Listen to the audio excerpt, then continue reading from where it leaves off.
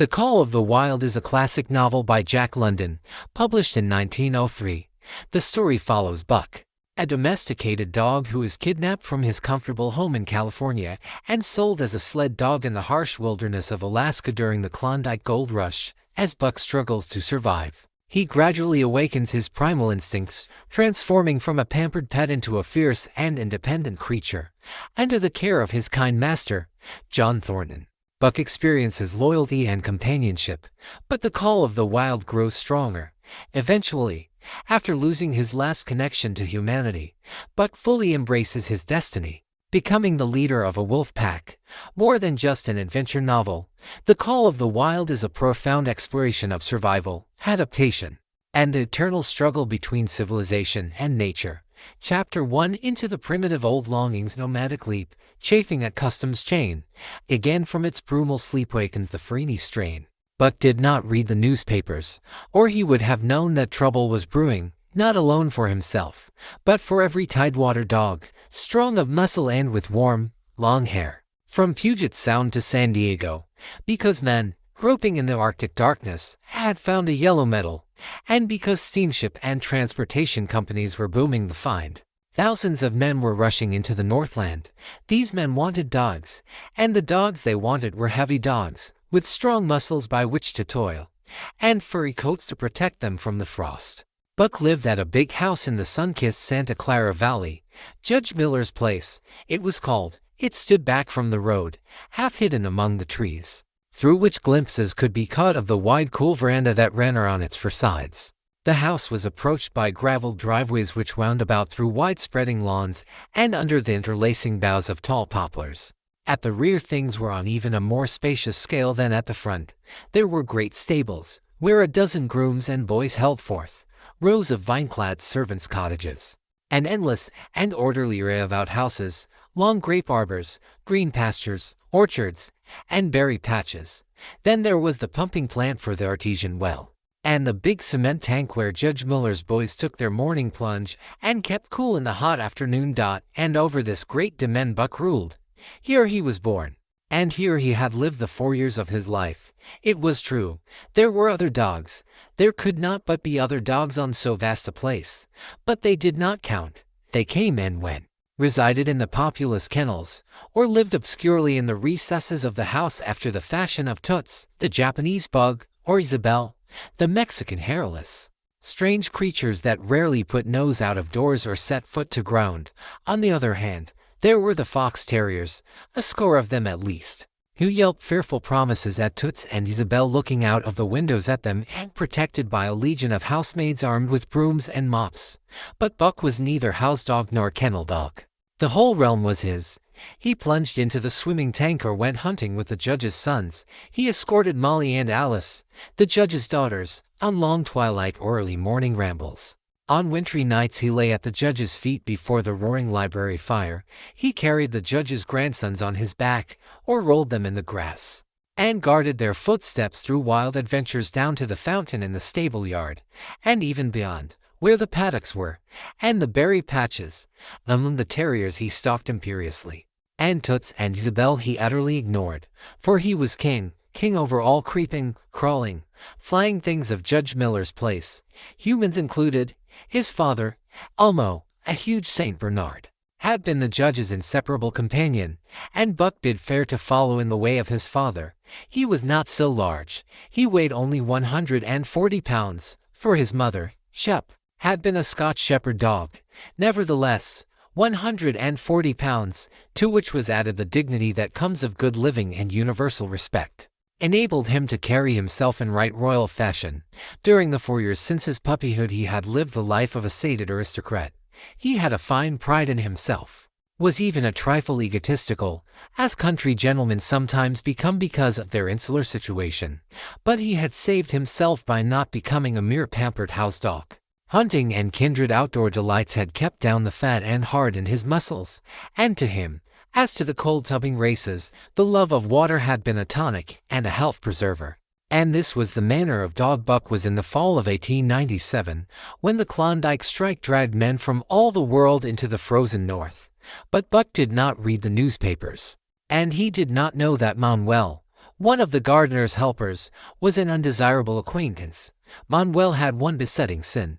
He loved to play Chinese lottery. Also, in his gambling, he had one besetting weakness: faith in a system, and this made his damnation certain, for to play a system requires money.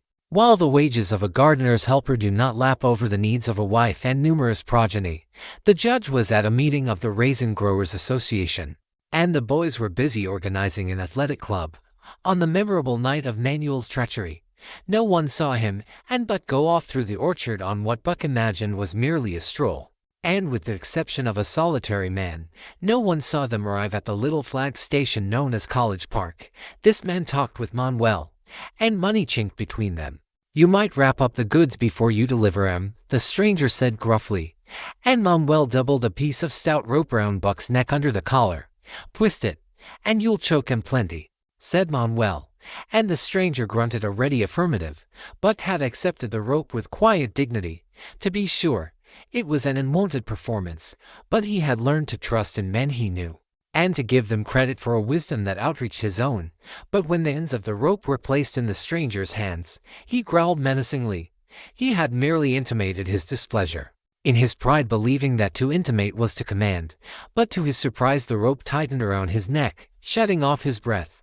In quick rage he sprang at the man, who met him halfway, grappled him close by the throat, and with a deft twist threw him over on his back. Then the rope tightened mercilessly, while Buck struggled in a fury, his tongue lolling out of his mouth and his great chest panting futilely. Never in all his life had he been so vilely treated, and never in all his life had he been so angry. But his strength ebbed, his eyes glazed, and he knew nothing when the train was flagged and the two men threw him into the baggage car. The next he knew, he was dimly aware that his tongue was hurting and that he was being jolted along in some kind of a conveyance. The hoarse shriek of a locomotive whistling a crossing told him where he was. He had traveled too often with the judge not to know the sensation of riding in a baggage car. He opened his eyes, and into them came the unbridled anger of a kidnapped king. The man sprang for his throat, but Buck was too quick for him. His jaws closed on the hand, nor did they relax till his senses were choked out of him once more. "Yep, has fits," the man said, hiding his mangled hand from the baggageman, who had been attracted by the sounds of struggle. "I'm taking 'em up for the boss to Frisco. A crack dog doctor there thinks that he can cure 'em." Concerning that night's ride, the man spoke most eloquently for himself. "In a little shed back of a saloon on the San Francisco waterfront. All I get is 50 for it," he grumbled. "And I wouldn't do it over for 1,000, cold cash." His hand was wrapped in a bloody handkerchief, and the right trouser leg was ripped from knee to ankle. "How much did the other mud get?" the saloon keeper demanded. 100, was the reply. "Wouldn't take a sou less, so help me. That makes 150, the saloon keeper calculated, "and he's worth it, or I'm a squarehead." The kidnapper undid the bloody wrappings and looked at his lacerated hand. "If I don't get the hydrophobia it'll be because you was born to hang," laughed the saloon keeper. "Here, lend me a hand before you pull your freight," he added, dazed, suffering intolerable pain from throat and tongue, with the life half throttled out of him. Buck attempted to face his tormentors, but he was thrown down and choked repeatedly, till they succeeded in filing the heavy brass collar from off his neck.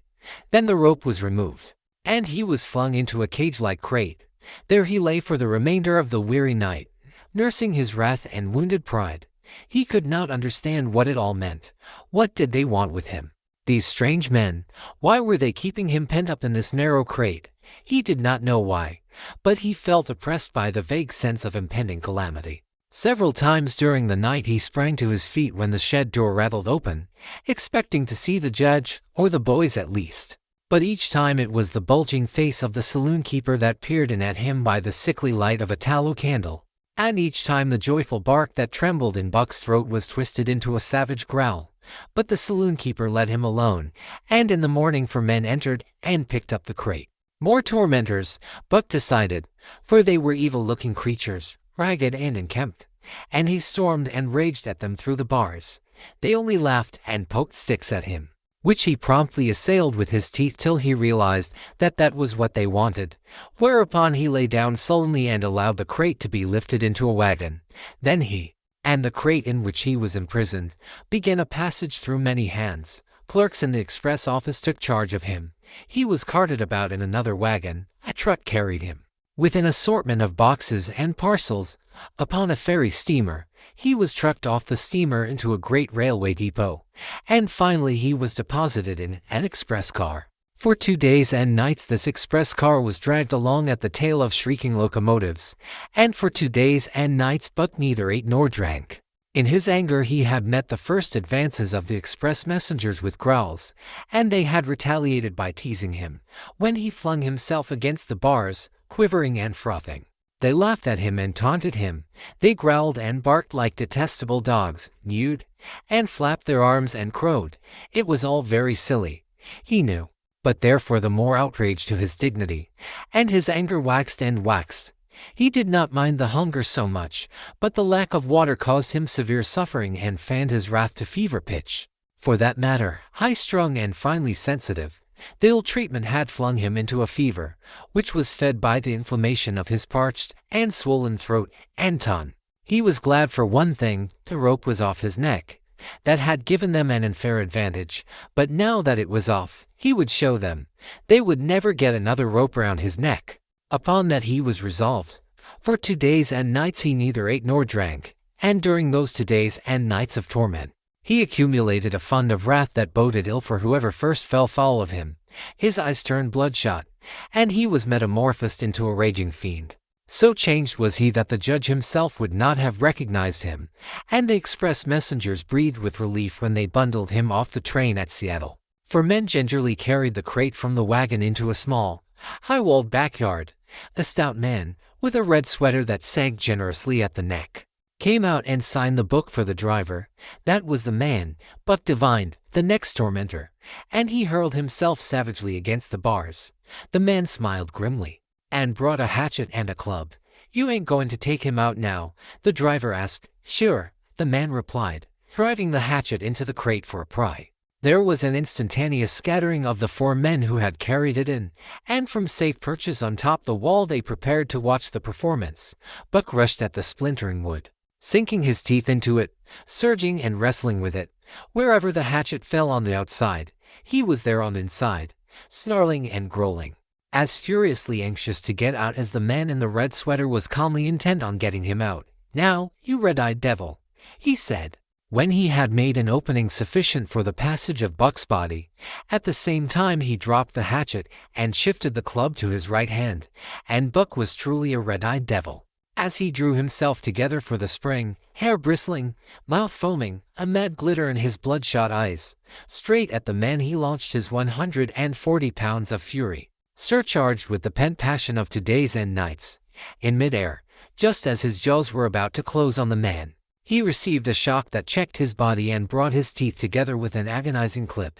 He whirled over, fetching the ground on his back and side. He had never been struck by a club in his life, and did not understand.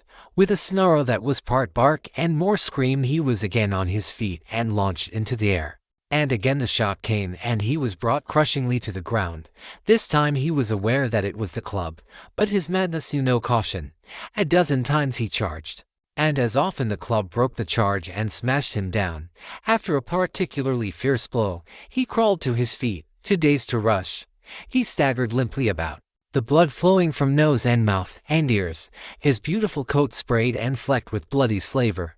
Then the man advanced and deliberately dealt him a frightful blow on the nose. All the pain he had endured was as nothing compared with the exquisite agony of this. With a roar that was almost lion-like in its ferocity, he again hurled himself at the man, but the man, shifting the club from right to left, coolly caught him by the underjaw, at the same time wrenching downward and backward. Buck described a complete circle in the air, and half of another, then crashed to the ground on his head and chest. For the last time he rushed. The man struck the shrewd blow he had purposely withheld for so long, and Buck crumpled up and went down, knocked utterly senseless. "He's no slouch at dog breakin', that's what I say," one of the men on the wall cried enthusiastically. "Druther break cayuses any day, and twice on Sundays," was the reply of the driver. As he climbed on the wagon and started the horses, Buck's senses came back to him, but not his strength. He lay where he had fallen, and from there he watched the man in the red sweater. Answers to the name of Buck the man soliloquized, quoting from the saloon-keeper's letter which had announced the consignment of the crate and contents. "Well, Buck, my boy," he went on in a genial voice, "we've had our little ruction, and the best thing we can do is to let it go at that. You've learned your place, and I know mine. Be a good dog and all go well and the goose hang high. Be a bad dog, and I'll whale the stuffing out of you. Understand?" As he spoke, he fearlessly patted the head he had so mercilessly pounded, and though Buck's hair involuntarily bristled at touch of the hand, he endured it without protest. When the man brought him water, he drank eagerly, and later bolted a generous meal of raw meat, chunk by chunk, from the man's hand. He was beaten, he knew that. But he was not broken. He saw, once for all, that he stood no chance against a man with a club. He had learned a lesson, and in all his afterlife he never forgot it. That club was a revelation. It was his introduction to the reign of primitive law, and he met the introduction halfway. The facts of life took on a fiercer aspect, and while he faced that aspect uncowed, he faced it with all the latent cunning of his nature roused. As the days went by, other dogs came, in crates and at the ends of ropes, some docilely, and some raging and roaring as he had come, and, one and all, he watched them pass under the dominion of the man in the red sweater. Again and again, as he looked at each brutal performance, the lesson was driven home to Buck. A man with a club was a lawgiver, a master to be obeyed, though not necessarily conciliated. Of this last Buck was never guilty, though he did see beaten dogs that fawned upon the man, and wagged their tails, and licked his hand. Also he saw one dog, that would neither conciliate nor obey, finally killed in the struggle for mastery. Now and again men came, strangers, who talked excitedly, wheedlingly, and in all kinds of fashions to the man in the red sweater. And at such times that money passed between them, the strangers took one or more of the dogs away with them. Buck wondered where they went, for they never came back. But the fear of the future was strong upon him, and he was glad each time when he was not selected. Yet his time came, in the end, in the form of a little weazen man who spat broken English and many strange and uncouth exclamations which Buck could not understand. "Sacredam!" he cried, when his eyes lit upon Buck. "Dat one damn bully dog, eh? How mock? 300, and a present at that," was the prompt reply of the man in the red sweater. "And seem it's government money. You ain't got no kick coming."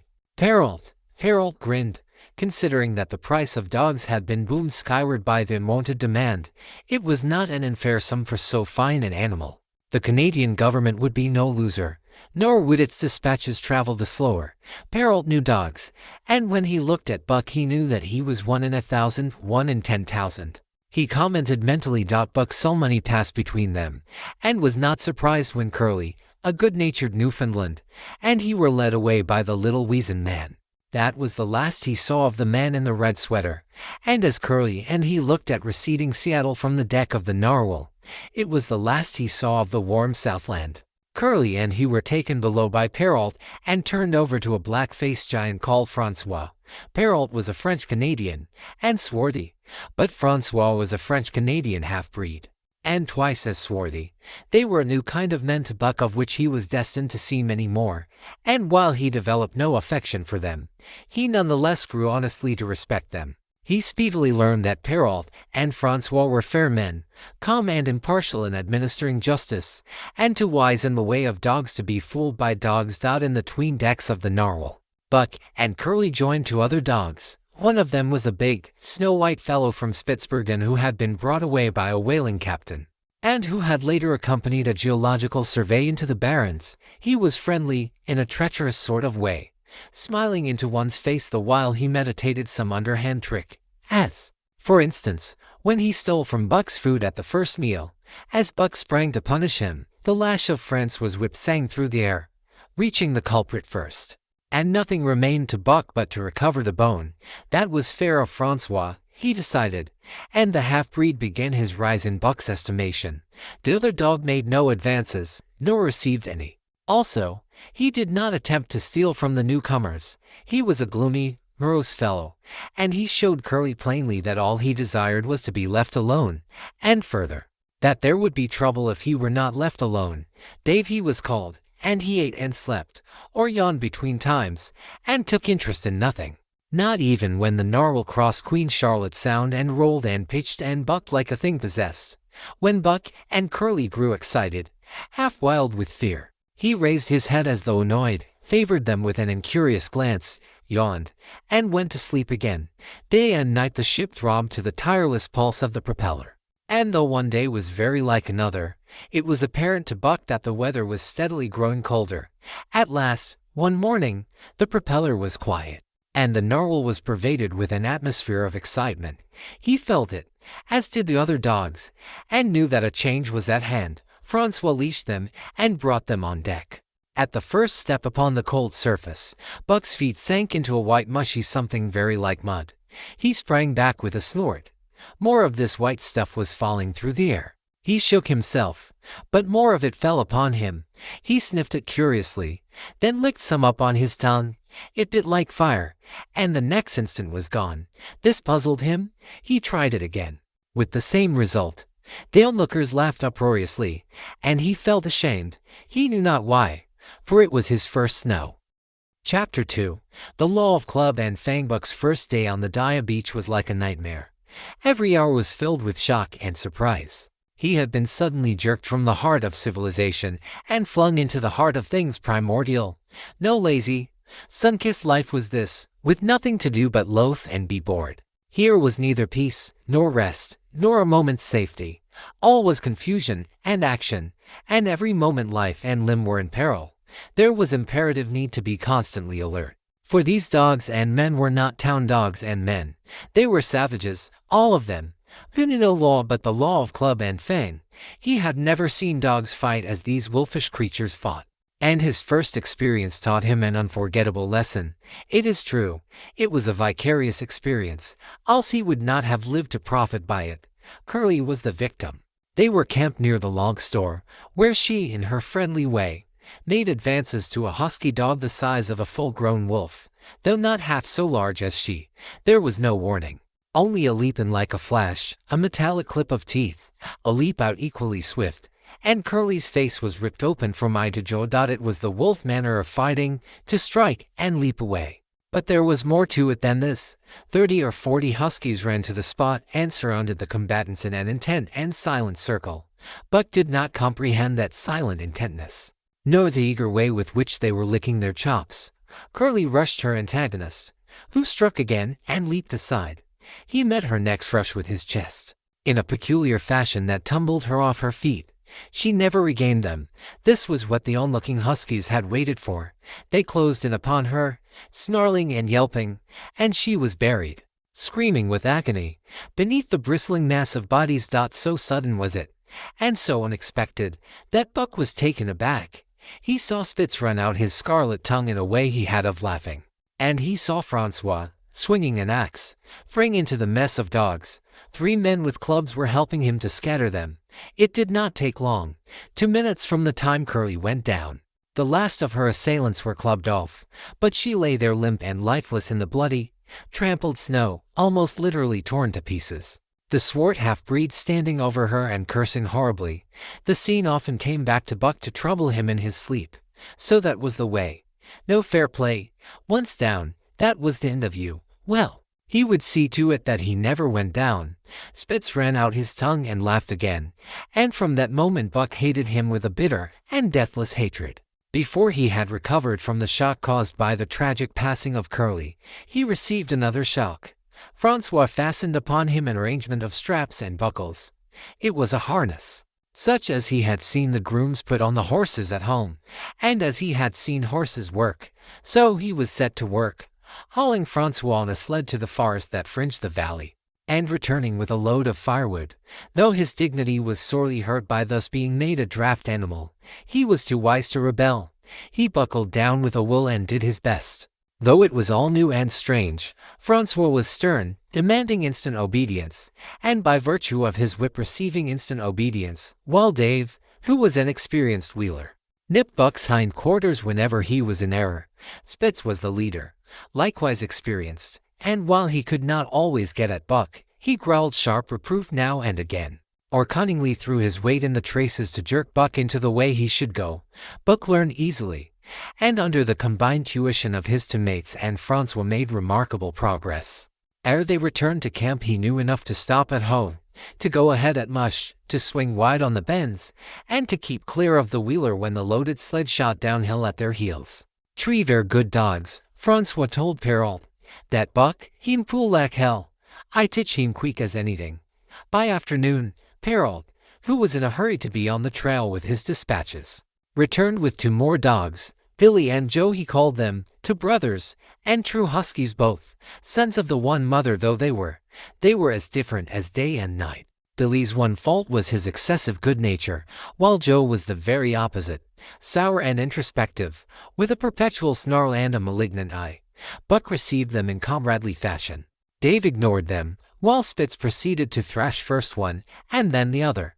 Billy wagged his tail appeasingly, turned to run when he saw that appeasement was of no avail, and cried still appeasingly when Spitz's sharp teeth scored his flank.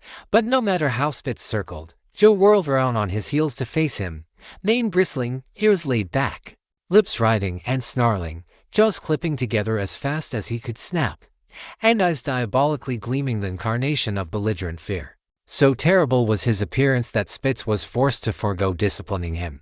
But to cover his own discomfiture, he turned upon the inoffensive and wailing Billy and drove him to the confines of the camp. By evening, Perrault secured another dog, an old husky, long and lean and gaunt, with a battle-scarred face and a single eye which flashed a warning of prowess that commanded respect. He was called Sol-Lex, which means the angry one. Like Dave, he asked nothing, gave nothing, expected nothing, and when he marched slowly and deliberately into their midst, even Spitz left him alone. He had one peculiarity which Buck was unlucky enough to discover. He did not like to be approached on his blind side. Of this offense Buck was unwittingly guilty, and the first knowledge he had of his indiscretion was when Sol-Lex whirled upon him and slashed his shoulder to the bone for 3 inches up and down. Forever after Buck avoided his blind side, and to the last of their comradeship had no more trouble. His only apparent ambition, like Dave's, was to be left alone, though, as Buck was afterward to learn, each of them possessed one other and even more vital ambition. That night Buck faced the great problem of sleeping. The tent, illumined by a candle, glowed warmly in the midst of the white plain, and when he, as a matter of course, entered it, both Perrault and Francois bombarded him with curses and cooking utensils, till he recovered from his consternation and fled ignominiously into the outer cold. A chill wind was blowing that nipped him sharply and bit with especial venom into his wounded shoulder. He lay down on the snow and attempted to sleep, but the frost soon drove him shivering to his feet. Miserable and disconsolate, he wandered about among the many tents, only to find that one place was as cold as another. Here and there savage dogs rushed upon him, but he bristled his neck hair and snarled, for he was learning fast, and they let him go his way unmolested. Finally an idea came to him. He would return and see how his own teammates were making out. To his astonishment, they had disappeared. Again he wandered about through the great camp, looking for them, and again he returned. Were they in the tent? No, that could not be, else he would not have been driven out. Then where could they possibly be? With drooping tail and shivering body, very forlorn indeed, he aimlessly circled the tent. Suddenly the snow gave way beneath his forelegs, and he sank down. Something wriggled under his feet. He sprang back, bristling and snarling, fearful of the unseen and unknown, but a friendly little yelp reassured him, and he went back to investigate.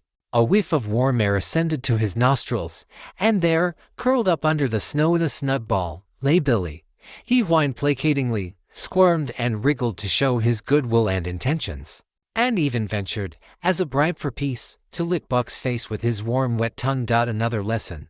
So that was the way they did it. Buck confidently selected a spot, and with much fuss and waste effort proceeded to dig a hole for himself. In a trice the heat from his body filled the confined space, and he was asleep. The day had been long and arduous, and he slept soundly and comfortably, though he growled and barked and wrestled with bad dreams. Nor did he open his eyes till roused by the noises of the waking camp. At first he did not know where he was. It had snowed during the night, and he was completely buried. The snow walls pressed him on every side, and a great surge of fear swept through him, the fear of the wild thing for the trap. It was a token that he was harking back through his own life to the lives of his forebears. for he was a civilized dog, an unduly civilized dog, and of his own experience knew no trap and so could not of himself fear it. The muscles of his whole body contracted spasmodically and instinctively, the hair on his neck and shoulders stood on end, and with a ferocious snarl he bounded straight up into the blinding day, the snow flying about him in a flashing cloud. Ere he landed on his feet, he saw the white camp spread out before him and knew where he was and remembered all that had passed from the time he went for a stroll with Manuel to the hole he had dug for himself the night before. A shout from Francois hailed his appearance. "What I say?" the dog driver cried to Perrault. "Dat buck for sure learn quick as anything." Perrault nodded gravely. As courier for the Canadian government, bearing important dispatches, he was anxious to secure the best dogs, and he was particularly gladdened by the possession of Buck. 3 more huskies were added to the team inside an hour, making a total of 9. And before another quarter of an hour had passed they were in harness and swinging up the trail toward the Dia Cannon. Buck was glad to be gone, and though the work was hard he found he did not particularly despise it. He was surprised at the eagerness which animated the whole team and which was communicated to him. But still more surprising was the change wrought in Dave and Sol Lex. They were new dogs, utterly transformed by the harness. All passiveness and unconcern had dropped from them. They were alert and active, anxious that the work should go well, and fiercely irritable with whatever, by delay or confusion, retarded that work. The toil of the traces seemed the supreme expression of their being, and all that they lived for and the only thing in which they took delight. Dave was wheeler, or sled dog. Pulling in front of him was Buck, then came Sol Lex. The rest of the team was strung out ahead, single file, to the leader, which position was filled by Spitz. Buck had been purposely placed between Dave and Sol Lex so that he might receive instruction. Apt scholar that he was, they were equally apt teachers, never allowing him to linger long in error, and enforcing their teaching with their sharp teeth. Dave was fair and very wise. He never nipped Buck without cause, and he never failed to nip him when he stood in need of it. As Francois' whip backed him up, Buck found it to be cheaper to mend his ways than to retaliate. Once, during a brief halt, when he got tangled in the traces and delayed the start, both Dave and Sol Lex flew at him and administered a sound trouncing. The resulting tangle was even worse, but Buck took good care to keep the traces clear thereafter, and ere the day was done, so well had he mastered his work, his mates about ceased nagging him. Francois' whip snapped less frequently, and Perrault even honored Buck by lifting up his feet and carefully examining them. It was a hard day's run, up the cannon, through Sheep Camp, past the scales and the timber line, across glaciers and snowdrifts hundreds of feet deep, and over the great Chilkoot Divide, which stands between the salt water and the fresh and guards forbiddingly the sad and lonely north.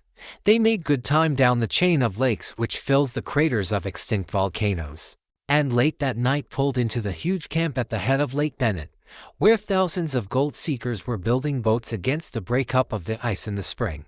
Buck made his hole in the snow and slept the sleep of the exhausted just, but all too early was rooted out in the cold darkness and harnessed with his mates to the sled. That day they made 40 miles, the trail being packed, but the next day, and for many days to follow, they broke their own trail, worked harder, and made poorer time, as a rule. Perrault traveled ahead of the team, packing the snow with webbed shoes to make it easier for them. Francois, guiding the sled at the gee-pole, sometimes exchanged places with him, but not often. Perrault was in a hurry, and he prided himself on his knowledge of ice, which knowledge was indispensable, for the fall ice was very thin, and where there was swift water, there was no ice at all. Day after day, for days unending, Buck toiled in the traces.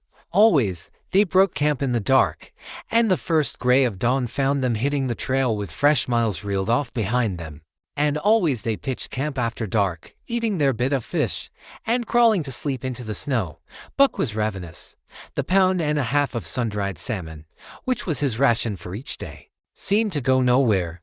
He never had enough, and suffered from perpetual hunger pangs. Yet the other dogs, because they weighed less and were born to the life, received a pound only of the fish and managed to keep in good condition.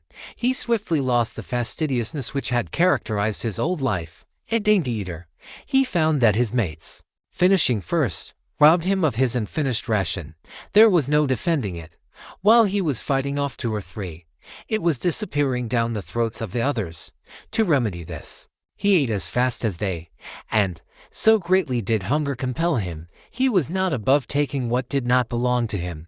He watched and learned, when he saw Pike, one of the new dogs, a clever malenger and thief, slyly steal a slice of bacon when Perrault's back was turned. He duplicated the performance the following day, getting away with the whole chunk.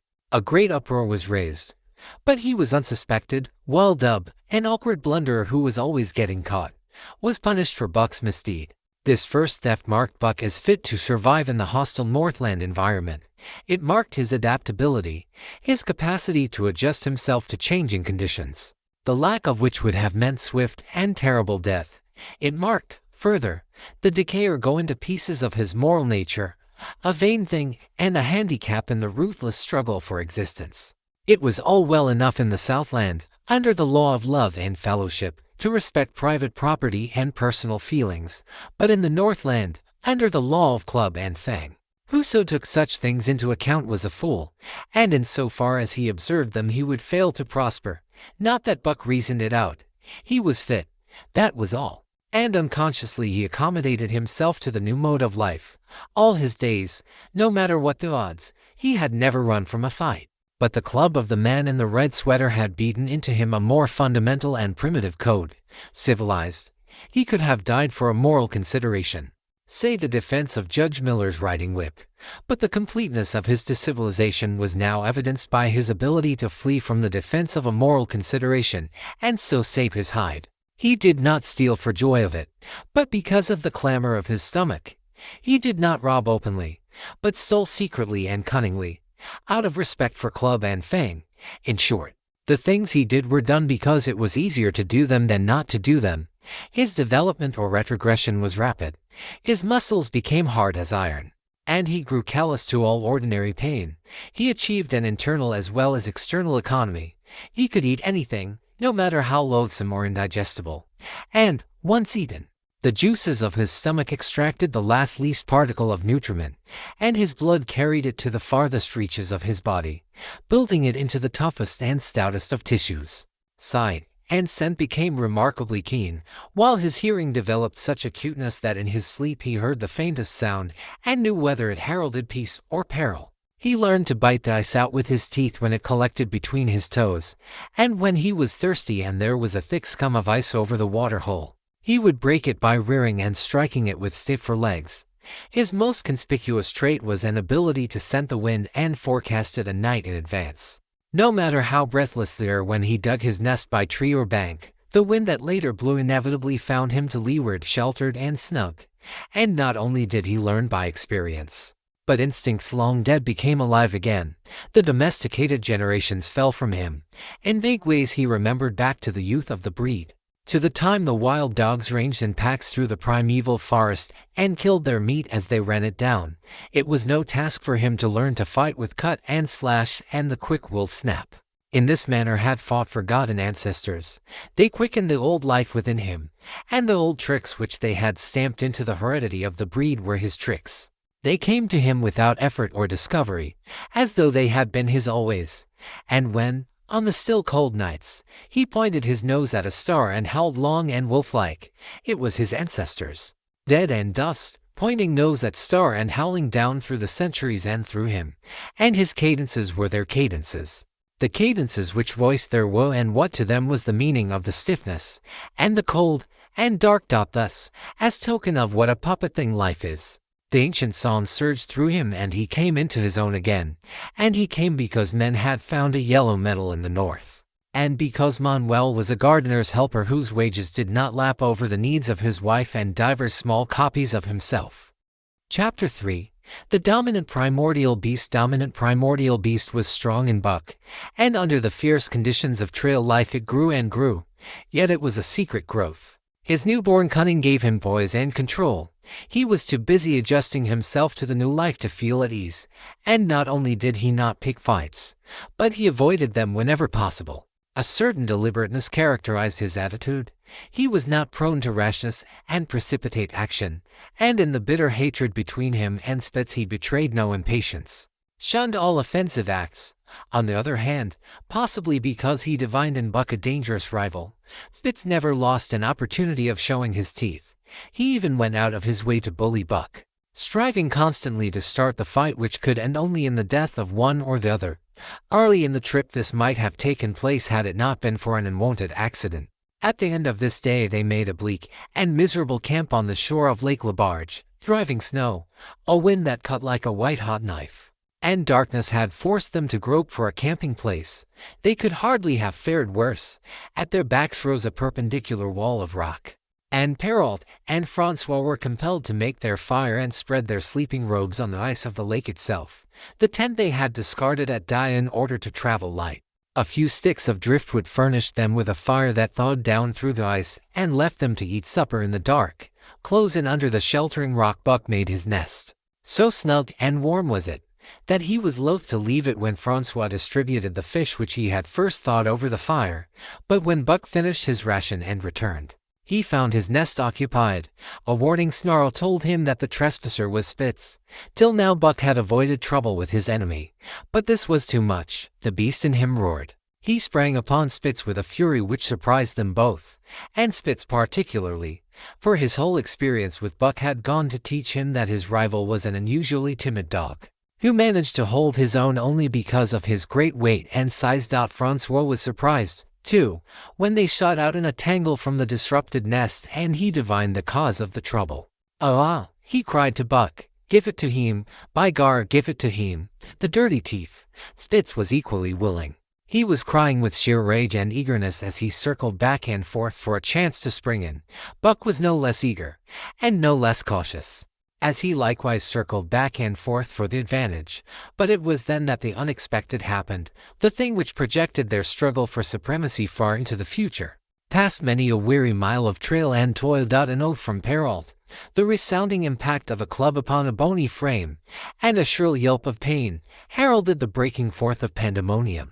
The camp was suddenly discovered to be alive with skulking furry forms, starving huskies, 4 or 5 score of them, who had scented the camp from some Indian village. They had crept in while Buck and Spitz were fighting, and when the 2 men sprang among them with stout clubs they showed their teeth and fought back. They were crazed by the smell of the food. Perrault found one with head buried in the grub box. His club landed heavily on the gaunt ribs, and the grub box was capsized on the ground. On the instant a score of the famished brutes were scrambling for the bread and bacon. The clubs fell upon them and heated. They yelped and howled under the rain of blows, but struggled none the less madly till the last crumb had been devoured. In the meantime the astonished team dogs had burst out of their nests, only to be set upon by the fierce invaders. Never had Buck seen such dogs.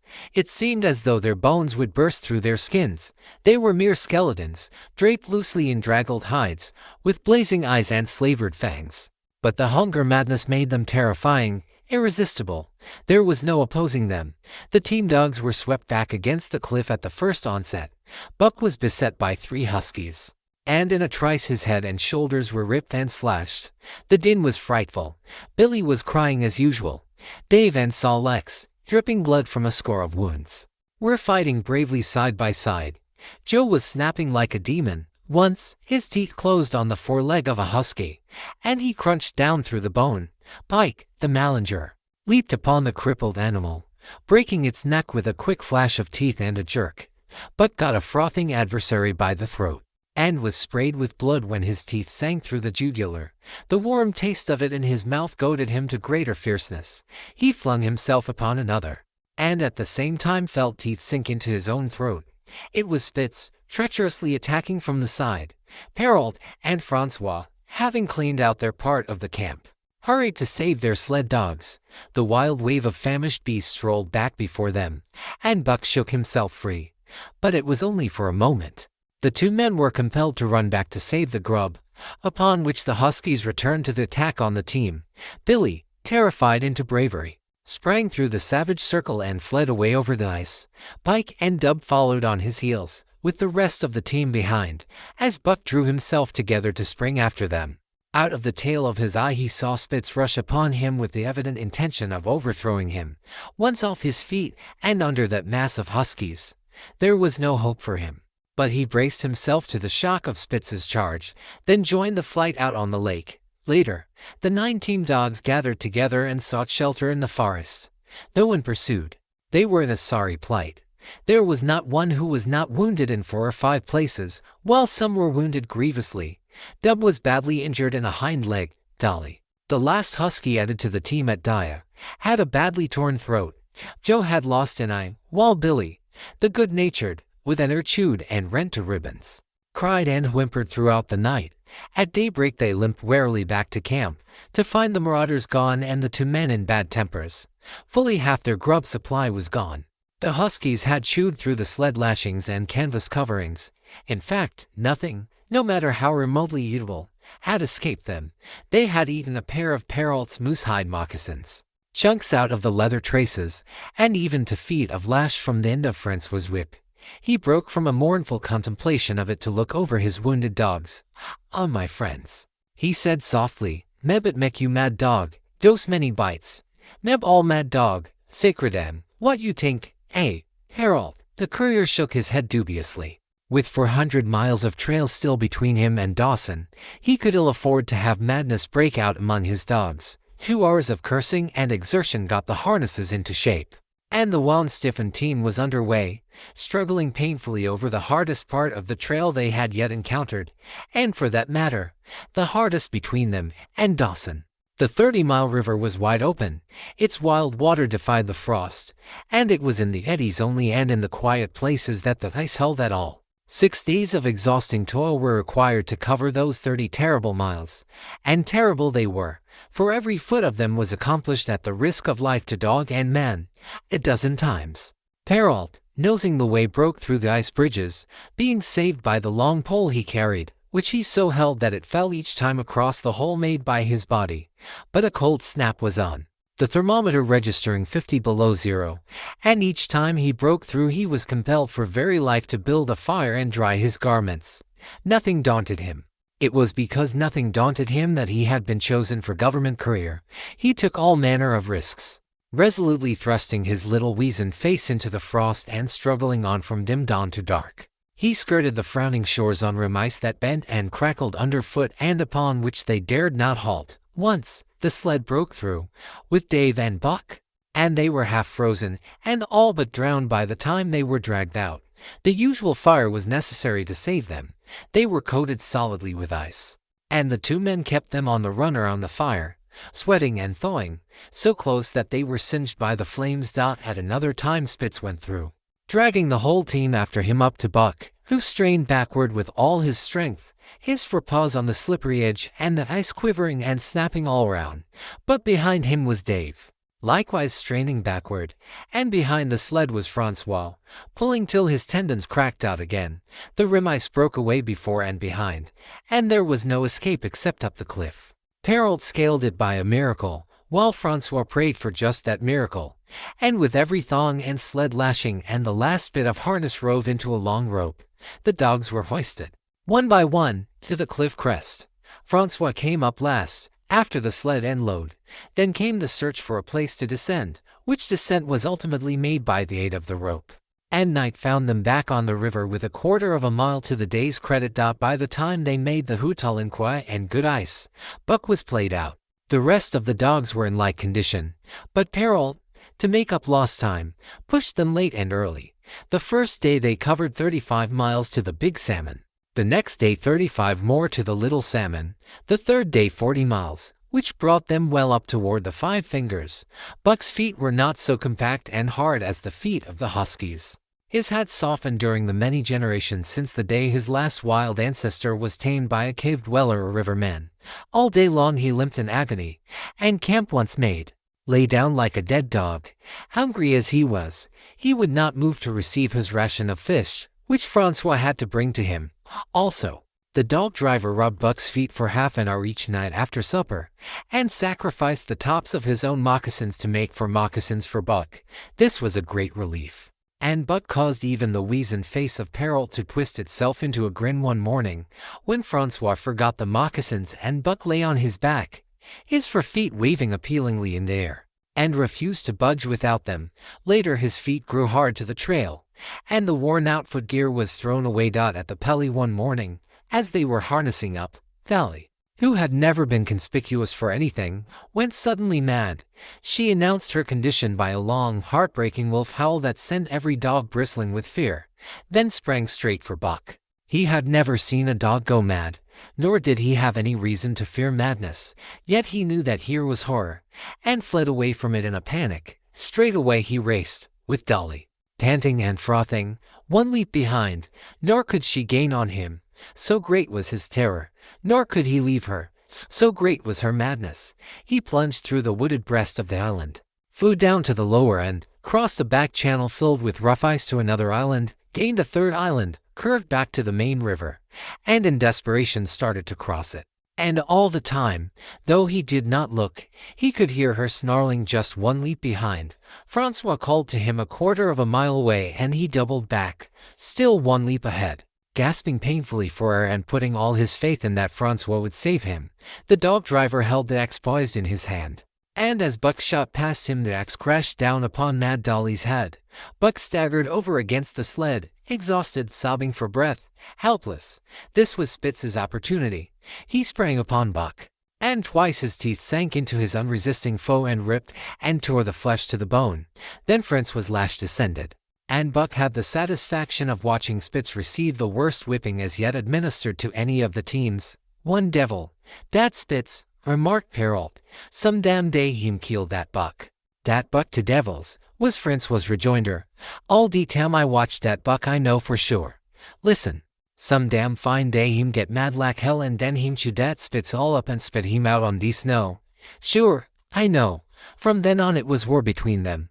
Spitz, as lead dog and acknowledged master of the team, felt his supremacy threatened by this strange Southland dog. And strange Buck was to him, for of the many Southland dogs he had known, not one had shown up worthily in camp and on trail. They were all too soft, dying under the toil, the frost, and starvation. Buck was the exception. He alone endured and prospered, matching the husky in strength, savagery, and cunning. Then he was a masterful dog. And what made him dangerous was the fact that the club of the man in the red sweater had knocked all blind pluck and rashness out of his desire for mastery. He was preeminently cunning, and could bide his time with a patience that was nothing less than primitive. It was inevitable that the clash for leadership should come. Buck wanted it. He wanted it because it was his nature, because he had been gripped tight by that nameless, incomprehensible pride of the trail and trace, that pride which holds dogs in the toil to the last gasp, which lures them to die joyfully in the harness, and breaks their hearts if they are cut out of the harness. This was the pride of Dave as wheel dog, of Saul Lex as he pulled with all his strength. The pride that laid hold of them at break of camp, transforming them from sour and sullen brutes into straining, eager, ambitious creatures. The pride that spurred them on all day and dropped them at pitch of camp at night, letting them fall back into gloomy unrest and uncontent. This was the pride that bore up Spitz and made him thrash the sled dogs who blundered and shirked in the traces or hid away at harness-up time in the morning. Likewise, it was this pride that made him fear Buck as a possible lead dog. And this was Buck's pride, too. He openly threatened the other's leadership. He came between him and the shirks he should have punished, and he did it deliberately. One night there was a heavy snowfall, and in the morning Pike, the Mallinger, did not appear. He was securely hidden in his nest under a foot of snow. Francois called him and sought him in vain. Spitz was wild with wrath. He raged through the camp, smelling and digging in every likely place, snarling so frightfully that Pike heard and shivered in his hiding place. But when he was at last unearthed, and Spitz flew at him to punish him, Buck flew, with equal rage, in between. So unexpected was it, and so shrewdly managed, that Spitz was hurled backward and off his feet. Pike, who had been trembling abjectly, took heart at this open mutiny, and sprang upon his overthrown leader. Buck, to whom fair play was a forgotten code, likewise sprang upon Spitz. But Francois, chuckling at the incident while unswerving in the administration of justice, brought his lash down upon Buck with all his might. This failed to drive Buck from his prostrate rival, and the butt of the whip was brought into play. Half stunned by the blow, Buck was knocked backward, and the lash laid upon him again and again. while Spitz soundly punished the many times offending Pike. In the days that followed, as Dawson grew closer and closer, Buck still continued to interfere between Spitz and the culprits. But he did it craftily, when Francois was not around. With the covert mutiny of Buck, a general insubordination sprang up and increased. Dave and Sol-Lex were unaffected, but the rest of the team went from bad to worse. Things no longer went right. There was continual bickering and jangling. Trouble was always afoot, and at the bottom of it was Buck. He kept Francois busy, for the dog driver was in constant apprehension of the life and death struggle between the two, which he knew must take place sooner or later. And on more than one night the sounds of quarreling and strife among the other dogs turned him out of his sleeping robe, fearful that Buck and Spitz were at it. But the opportunity did not present itself, and they pulled into Dawson one dreary afternoon with the great fight still to come. Here were many men, and countless dogs, and Buck found them all at work. It seemed the ordained order of things that dogs should work. All day they swung up and down the main street in long teams, and in the night their jingling bells still went by. They hauled cabin logs and firewood, freighted up to the mines, and did all manner of work that horses did in the Santa Clara Valley. Here and there Buck met Southland dogs, but in the main they were the wild wolf husky breed. Every night, regularly, at 9, at 12, at 3, they lifted a nocturnal song, a weird and eerie chant, in which it was Buck's delight to join with the aurora borealis flaming coldly overhead, or the stars leaping in the frost dance, and the land numb and frozen under its ball of snow. This song of the huskies might have been the defiance of life, only it was pitched in minor key, with long-drawn wailings and half-sobs, and was more the pleading of life, the articulate travail of existence. It was an old song, old as the breed itself, one of the first songs of the younger world in a day when songs were sad. It was invested with the woe of unnumbered generations, this plaint by which Buck was so strangely stirred, when he moaned and sobbed. It was with the pain of living that was of old the pain of his wild fathers, and the fear and mystery of the cold and dark that was to them fear and mystery. And that he should be stirred by it marked the completeness with which he harked back through the ages of fire and roof to the raw beginnings of life in the howling ages.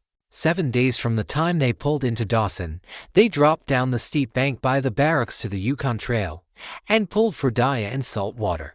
Perrault was carrying dispatches if anything more urgent than those he had brought in. Also, the travel pride had gripped him, and he purposed to make the record trip of the year. Several things favored him in this. The week's rest had recuperated the dogs and put them in thorough trim. The trail they had broken into the country was packed hard by later journeyers.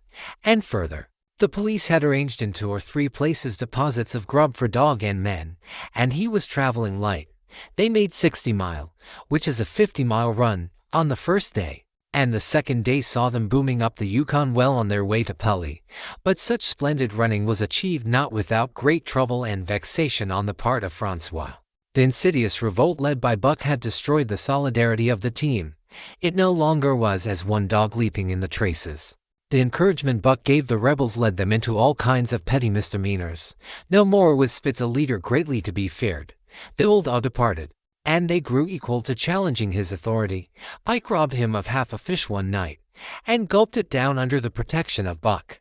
Another night Dub and Joe fought Spitz and made him forego the punishment they deserved. And even Billy, the good-natured, was less good-natured, and whined not half so placatingly as in former days. Buck never came near Spitz without snarling and bristling menacingly. In fact, his conduct approached that of a bully, and he was given to swaggering up and down before Spitz's very nose. The breaking down of discipline likewise affected the dogs in their relations with one another. They quarreled and bickered more than ever among themselves, till at times the camp was a howling bedlam. Dave and Sol-Lex alone were unaltered, though they were made irritable by the unending squabbling. Francois swore strange barbarous oaths, and stamped the snow in futile rage, and tore his hair. His lash was always singing among the dogs, but it was of small avail. Directly his back was turned they were at it again. He backed up Spitz with his whip, while Buck backed up the remainder of the team. Francois knew he was behind all the trouble, and Buck knew he knew. But Buck was too clever ever again to be caught red-handed. He worked faithfully in the harness, for the toil had become a delight to him. Yet it was a greater delight slyly to precipitate a fight amongst his mates and tangle the traces. At the mouth of the Tahkeena, One night after supper, Dub turned up a snowshoe rabbit, blundered it, and missed. In a second the whole team was in full cry. 100 yards away was a camp of the Northwest Police, with 50 dogs, huskies all, who joined the chase. The rabbit sped down the river, turned off into a small creek, up the frozen bed of which it held steadily. It ran lightly on the surface of the snow, while the dogs plowed through by main strength. Buck led the pack, 60 strong, around bend after bend, but he could not gain. He lay down low to the race, whining eagerly, his splendid body flashing forward, leap by leap, in the wan white moonlight, and leap by leap, like some pale frost wraith. The snowshoe rabbit flashed on ahead. All that stirring of old instincts which at stated periods drives men out from the sounding cities to forest and plain to kill things by chemically propelled leaden pellets. The bloodlust, the joy to kill, all this was Buck's, only it was infinitely more intimate. He was ranging at the head of the pack, running the wild thing down, the living meat, to kill with his own teeth and wash his muzzle to the eyes in warm blood. There is an ecstasy that marks the summit of life, and beyond which life cannot rise, and such is the paradox of living. This ecstasy comes when one is most alive, and it comes as a complete forgetfulness that one is alive. This ecstasy, this forgetfulness of living, comes to the artist, caught up and out of himself in a sheet of flame. It comes to the soldier, war mad on a stricken field and refusing quarter. And it came to Buck, leading the pack, sounding the old wolf cry, straining after the food that was alive and that fled swiftly before him through the moonlight. He was sounding the deeps of his nature, and of the parts of his nature that were deeper than he. Going back into the womb of time, he was mastered by the sheer surging of life, the tidal wave of being, the perfect joy of each separate muscle, joint, and sinew, in that it was everything that was not death, that it was aglow and rampant, expressing itself in movement, flying exultantly under the stars and over the face of dead matter that did not move.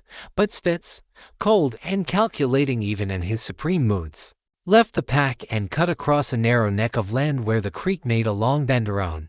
Buck did not know of this, and as he rounded the bend, the frost wraith of a rabbit still flitting before him, he saw another and larger frost wraith leap from the overhanging bank into the immediate path of the rabbit. It was Spitz.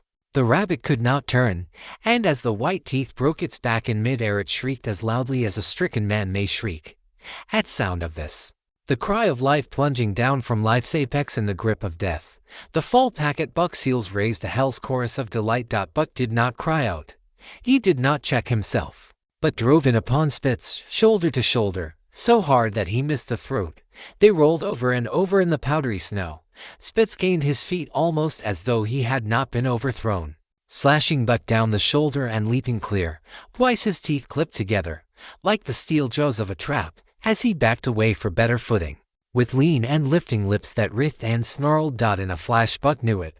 The time had come. It was to the death. As they circled about, snarling, ears laid back, keenly watchful for the advantage, the scene came to Buck with a sense of familiarity. He seemed to remember it all, the white woods, and earth, and moonlight, and the thrill of battle. Over the whiteness and silence brooded a ghostly calm. There was not the faintest whisper of air, nothing moved, not a leaf quivered. The visible breaths of the dogs rising slowly and lingering in the frosty air. They had made short work of the snowshoe rabbit, these dogs that were ill-tamed wolves, and they were now drawn up in an expectant circle. They too were silent, their eyes only gleaming, and their breaths drifting slowly upward. To Buck it was nothing new or strange. This scene of old time, it was as though it had always been, the wonted way of things. Spitz was a practiced fighter, from Spitzbergen through the Arctic, and across Canada and the Barrens. He had held his own with all manner of dogs and achieved a mastery over them. Bitter rage was his, but never blind rage, in passion to rend and destroy. He never forgot that his enemy was in like passion to rend and destroy.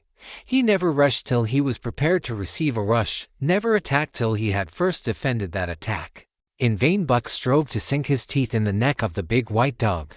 Wherever his fangs struck for the softer flesh, they were countered by the fangs of Spitz. Fang clashed fang, and lips were cut and bleeding, but Buck could not penetrate his enemy's guard. Then he warmed up and enveloped Spitz in a whirlwind of rushes. Time and time again he tried for the snow-white throat, where life bubbled near to the surface, and each time and every time Spitz slashed him and got away. Then Buck took to rushing, as though for the throat, when, suddenly drawing back his head and curving in from the side, he would drive his shoulder at the shoulder of Spitz, as a ram by which to overthrow him. But instead, Buck's shoulder was slashed down each time as Spitz leaped lightly away. Spitz was untouched, while Buck was streaming with blood and panting hard. The fight was growing desperate. And all the while the silent and wolfish circle waited to finish off whichever dog went down. As Buck grew winded, Spitz took to rushing, and he kept him staggering for footing. Once Buck went over, and the whole circle of 60 dogs started up, but he recovered himself, almost in midair, and the circle sank down again and waited. But Buck possessed a quality that made for greatness: imagination. He fought by instinct, but he could fight by head as well. He rushed, as though attempting the old shoulder trick, but at the last instant swept low to the snow and in. His teeth closed on Spitz's left foreleg. There was a crunch of breaking bone, and the white dog faced him on 3 legs. Thrice he tried to knock him over, then repeated the trick and broke the right foreleg. Despite the pain and helplessness, Spitz struggled madly to keep up. He saw the silent circle, with gleaming eyes, lolling tongues, and silvery breaths drifting upward, closing in upon him as he had seen similar circles close in upon beaten antagonists in the past. Only this time he was the one who was beaten. There was no hope for him. Buck was inexorable. Mercy was a thing reserved for gentler climbs. He maneuvred for the final rush. The circle had tightened until he could feel the breaths of the huskies on his flanks. He could see them, beyond Spitz and to either side, half crouching for the spring, their eyes fixed upon him. A pause seemed to fall. Every animal was motionless as though turned to stone. Only Spitz quivered and bristled as he staggered back and forth, snarling with horrible menace, as though to frighten off impending death. Then Buck sprang in and out, but while he was in, shoulder had at last squarely met shoulder. The dark circle became a dot on the moon-flooded snow as Spitz disappeared from view. Buck stood and looked on, the successful champion, the dominant primordial beast who had made his kill and found it good. Chapter 4. Who has won to mastership? What I say, I speak true. And I say dat Buck to devils. This was Francois' speech next morning when he discovered Spitz missing and Buck covered with wounds. He drew him to the fire and by its light pointed them out. "Dat Spitz fight like hell," said Perrault, as he surveyed the gaping rips and cuts. "And dat Buck fight like to hells," was Francois' answer. "And now we make good time. No more Spitz, no more trouble, sure." While Perrault packed the camp outfit and loaded the sled, the dog driver proceeded to harness the dogs. Buck trotted up to the place Spitz would have occupied as leader, but Francois, not noticing him, brought Sol-Lex to the coveted position. In his judgment, Sol-Lex was the best lead dog left. Buck sprang upon Sol-Lex in a fury, driving him back and standing in his place. "Aye," Francois cried, slapping his thighs gleefully. "Look at dat Buck. Him kill dat Spitz. Him think to take de job. Go way, Chook," he cried, but Buck refused to budge. He took Buck by the scruff of the neck, and though the dog growled threateningly, dragged him to one side and replaced Sol-Lex. The old dog did not like it, and showed plainly that he was afraid of Buck. Francois was obdurate, but when he turned his back, Buck again displaced Sol-Lex, who was not at all unwilling to go. Francois was angry. "Now, I fix you," he cried, coming back with a heavy club in his hand. Buck remembered the man in the red sweater, and retreated slowly. Nor did he attempt to charge in when Sol-Lex was once more brought forward, but he circled just beyond the range of the club, snarling with bitterness and rage. And while he circled he watched the club so as to dodge it if thrown by Francois, for he was become wise in the way of clubs. The driver went about his work, and he called to Buck when he was ready to put him in his old place in front of Dave. Buck retreated 2 or 3 steps. Francois followed him up, whereupon he again retreated. After some time of this, Francois threw down the club, thinking that Buck feared a thrashing. But Buck was in open revolt. He wanted, not to escape a clubbing, but to have the leadership. It was his by right. He had earned it, and he would not be content with less. Perrault took a hand. Between them they ran him about for the better part of an hour. They threw clubs at him. He dodged. They cursed him, and his fathers and mothers before him, and all his seed to come after him down to the remotest generation, and every hair on his body and drop of blood in his veins. And he answered curse with snarl and kept out of their reach. He did not try to run away, but retreated around and around the camp, advertising plainly that when his desire was met, he would come in and be good. Francois sat down and scratched his head. Perrault looked at his watch and swore. Time was flying, and they should have been on the trail and are gone. Francois scratched his head again. He shook it and grinned sheepishly at the courier, who shrugged his shoulders in sign that they were beaten. Then Francois went up to where Sol-leks stood and called to Buck. Buck laughed, as dogs laugh, yet kept his distance. Francois unfastened Sol-leks's traces and put him back in his old place. The team stood harnessed to the sled in an unbroken line, ready for the trail. There was no place for Buck save at the front. Once more Francois called, and once more Buck laughed and kept away. "Trow down de club," Perrault commanded. Francois complied, whereupon Buck trotted in, laughing triumphantly, and swung around into position at the head of the team. His traces were fastened, the sled broken out, and with both men running they dashed out onto the river trail. Highly as the dog driver had forevalued Buck, with his two devils, he found, while the day was yet young, that he had undervalued. At a bound Buck took up the duties of leadership, and where judgment was required, and quick thinking and quick acting, he showed himself the superior even of Spitz, of whom Francois had never seen an equal. But it was in giving the law and making his mates live up to it that Buck excelled. Dave and Sol-leks did not mind the change in leadership. It was none of their business. Their business was to toil, and toil mightily, in the traces, so long as that were not interfered with. They did not care what happened. Billy, the good-natured, could lead for all they cared, so long as he kept order. The rest of the team, however, had grown unruly during the last days of Spitz, and their surprise was great now that Buck proceeded to lick them into shape. Pike, who pulled at Buck's heels, and who never put an ounce more of his weight against the breastband than he was compelled to do, was swiftly and repeatedly shaken for loafing. And ere the first day was done he was pulling more than ever before in his life. The first night in camp, Joe, the sour one, was punished roundly, a thing that Spitz had never succeeded in doing. Buck simply smothered him by virtue of superior weight, and cut him up till he ceased snapping and began to whine for mercy. The general tone of the team picked up immediately. It recovered its old-time solidarity, and once more the dogs leaped as one dog in the traces. At the rink rapids two native huskies, Deke and Kuna, were at it, and the celerity with which Buck broke them in took away Francois' breath. "Never such a dog as dat Buck," he cried. "No, never, heem worth $1,000, by gar, what you say?" Perrault nodded. He was ahead of the record then, and gaining day by day. The trail was in excellent condition, well packed and hard, and there was no new fallen snow with which to contend. It was not too cold.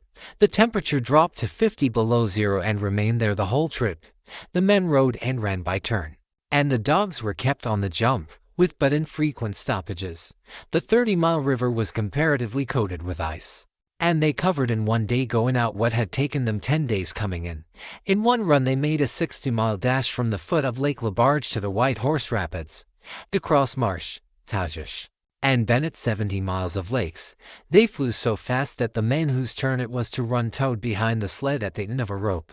And on the last night of the second week they topped White Pass and dropped down the sea slope with the lights of Skagay and of the shipping at their feet. It was a record run.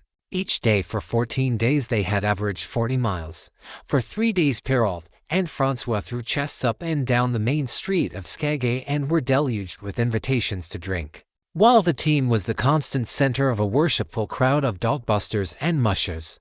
Then 3 or 4 Western bad men aspired to clean out the town, were riddled like pepper boxes for their pains, and public interest turned to other idols. Next came official orders. Francois called Buck to him, threw his arms around him, wept over him. And that was the last of Francois and Perrault. Like other men, they passed out of Buck's life for good. A Scotch half-breed took charge of him and his mates, and in company with a dozen other dog teams he started back over the weary trail to Dawson. It was no light running now, nor record time, but heavy toil each day, with a heavy load behind. For this was the mail train, carrying word from the world to the man who sought gold under the shadow of the pole. Buck did not like it, but he bore up well to the work, taking pride in it after the manner of Dave and Saw Lex, and seeing that his mates, whether they prided in it or not, did their fair share. It was a monotonous life, operating with machine-like regularity. One day was very like another. At a certain time each morning the cooks turned out, fires were built, and breakfast was eaten. Then, while some broke camp, others harnessed the dogs, and they were under way an hour or so before the darkness fell which gave warning of dawn. At night, camp was made. Some pitched the flies, others cut firewood and pine boughs for the beds, and still others carried water or ice for the cooks. Also, the dogs were fed. To them, this was the one feature of the day, though it was good to loaf around, after the fish was eaten, for an hour or so with the other dogs, of which there were 50 and odd. There were fierce fighters among them, but 3 battles with the fiercest brought Buck to mastery, so that when he bristled and showed his teeth they got out of his way. Best of all, perhaps, he loved to lie near the fire, hind legs crouched under him, forelegs stretched out in front, head raised, and eyes blinking dreamily at the flames. Sometimes he thought of Judge Miller's big house in the sun-kissed Santa Clara Valley, and of the cement swimming tank, and Isabel, the Mexican hairless, and Toots, the Japanese bug. But oftener he remembered the man in the red sweater, the death of Curly, the great fight with Spitz, and the good things he had eaten or would like to eat. He was not homesick. The Sunland was very dim and distant, and such memories had no power over him. Far more potent were the memories of his heredity that gave things he had never seen before a seeming familiarity. The instincts which were but the memories of his ancestors become habits which had lapsed in later days, and still later, in him, quicken and become alive again. Sometimes as he crouched there, blinking dreamily at the flames, it seemed that the flames were of another fire, and that, as he crouched by this other fire he saw another and different man from the half-breed cook before him. This other man was shorter of leg and longer of arm, with muscles that were stringy and knotty rather than rounded and swelling. The hair of this man was long and matted, and his head slanted back under it from the eyes. He uttered strange sounds, and seemed very much afraid of the darkness, into which he peered continually, clutching in his hand, which hung midway between knee and foot, a stick with a heavy stone made fast to the end. He was all but naked, a ragged and fire-scorched skin hanging part way down his back. But on his body there was much hair, in some places, across the chest and shoulders and down the outside of the arms and thighs. It was matted into almost a thick fur. He did not stand erect, but with trunk inclined forward from the hips, on legs that bent at the knees. About his body there was a peculiar springiness, or resiliency, almost cat-like, and a quick alertness as of one who lived in perpetual fear of things seen and unseen. At other times this hairy man squatted by the fire with head between his legs and slept. On such occasions his elbows were on his knees, his hands clasped above his head as though to shed rain by the hairy arms, and beyond that fire, in the circling darkness, Buck could see many gleaming coals to bite to, always to bite to, which he knew to be the eyes of great beasts of prey. And he could hear the crashing of their bodies through the undergrowth, and the noises they made in the night, and dreaming there by the Yukon bank, with lazy eyes blinking at the fire. These sounds and sights of another world would make the hair to rise along his back and stand on end across his shoulders and up his neck, till he whimpered low and suppressedly, or growled softly, and the half-breed cook shouted at him, "Hey, you Buck, wake up!" Whereupon the other world would vanish and the real world come into his eyes, and he would get up and yawn and stretch as though he had been asleep. It was a hard trip, with the mail behind them, and the heavy work wore them down. They were short of weight and in poor condition when they made Dawson, and should have had a 10 days or a week's rest at least. But in today's time they dropped down the Yukon bank from the barracks, loaded with letters for the outside. The dogs were tired, the drivers grumbling, and to make matters worse, it snowed every day. This meant a soft trail, greater friction on the runners, and heavier pulling for the dogs, yet the drivers were fair through it all, and did their best for the animals. Each night the dogs were attended to first. They ate before the drivers ate, and no man sought his sleeping robe till he had seen to the feet of the dogs he drove.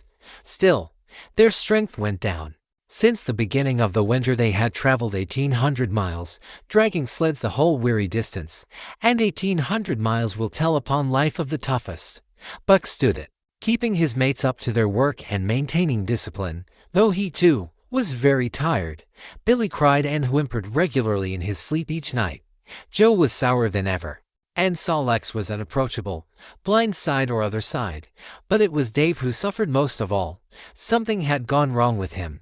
He became more morose and irritable, and when camp was pitched at once made his nest, where his driver fed him. Once out of the harness and down, he did not get on his feet again till harness up time in the morning. Sometimes, in the traces, when jerked by a sudden stoppage of the sled, or by straining to start it, he would cry out with pain. The driver examined him, but could find nothing. All the drivers became interested in his case. They talked it over at mealtime, and over their last pipes before going to bed, and one night they held a consultation.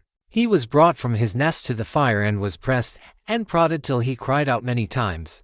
Something was wrong inside, but they could locate no broken bones, could not make it out. By the time Cashier Bar was reached, he was so weak that he was falling repeatedly in the traces.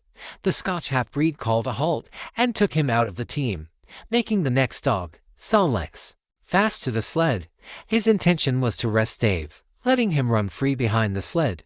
Sick as he was, Dave resented being taken out, grunting and growling while the traces were unfastened, and whimpering broken-heartedly when he saw Sol-Leks in the position he had held and served so long. For the pride of trace and trail was his, and, sick unto death, he could not bear that another dog should do his work. When the sled started, he floundered in the soft snow alongside the beaten trail, attacking Sol-Leks with his teeth, rushing against him and trying to thrust him off into the soft snow on the other side, striving to leap inside his traces and get between him and the sled. And all the while whining and yelping and crying with grief and pain. The half-breed tried to drive him away with the whip, but he paid no heed to the stinging lash, and the man had not the heart to strike harder. Dave refused to run quietly on the trail behind the sled, where the going was easy, but continued to flounder alongside in the soft snow, where the going was most difficult, till exhausted. Then he fell, and lay where he fell, howling lugubriously as the long train of sleds churned by. With the last remnant of his strength he managed to stagger along behind till the train made another stop, when he floundered past the sleds to his own, where he stood alongside Sol-Leks. His driver lingered a moment to get a light for his pipe from the man behind. Then he returned and started his dogs. They swung out on the trail with remarkable lack of exertion, turned their heads uneasily, and stopped in surprise. The driver was surprised, too. The sled had not moved. He called his comrades to witness the sight. Dave had bitten through both of Sol-Leks's traces, and was standing directly in front of the sled in his proper place. He pleaded with his eyes to remain there. The driver was perplexed. His comrades talked of how a dog could break its heart through being denied the work that killed it, and recalled instances they had known, where dogs, too old for the toil, or injured, had died because they were cut out of the traces. Also, they held it a mercy, since Dave was to die anyway, that he should die in the traces, heart easy and content. So he was harnessed in again, and proudly he pulled as of old, though more than once he cried out involuntarily from the bite of his inward hurt. Several times he fell down, and was dragged in the traces, and once the sled ran upon him so that he limped thereafter in one of his hind legs, but he held out till camp was reached, when his driver made a place for him by the fire. Morning found him too weak to travel. At harness-up time he tried to crawl to his driver. By convulsive efforts he got on his feet, staggered, and fell. Then he wormed his way forward slowly toward where the harnesses were being put on his mates. He would advance his forelegs and drag up his body with a sort of hitching movement. When he would advance his forelegs and hitch ahead again for a few more inches, his strength left him, and the last his mates saw of him he lay gasping in the snow and yearning toward them. But they could hear him mournfully howling till they passed out of sight behind a belt of river timber. Here the train was halted. The Scotch half-breed slowly retraced his steps to the camp they had left. The men ceased talking. A revolver shot rang out. The men came back hurriedly. The whip snapped. The bells tinkled merrily. The sleds churned along the trail. But Buck knew, and every dog knew, what had taken place behind the belt of river trees. Chapter V: The Toil of Trace and Trail. 30 days from the time it left Dawson, the saltwater mail, with Buck and his mates at the fore, arrived at Skagway. They were in a wretched state. Worn out and worn down, Buck's 140 pounds had dwindled to 115. The rest of his mates, though lighter dogs, had relatively lost more weight than he. Pike, the malingerer, who in his lifetime of deceit had often successfully feigned a hurt leg, was now limping in earnest. Sol-leks was limping, and Dub was suffering from a wrenched shoulder blade. They were all terribly footsore. No spring or rebound was left in them. Their feet fell heavily on the trail, jarring their bodies and doubling the fatigue of a day's travel. There was nothing the matter with them except that they were dead tired. It was not the dead tiredness that comes through brief and excessive effort, from which recovery is a matter of hours. But it was the dead tiredness that comes through the slow and prolonged strength drainage of months of toil.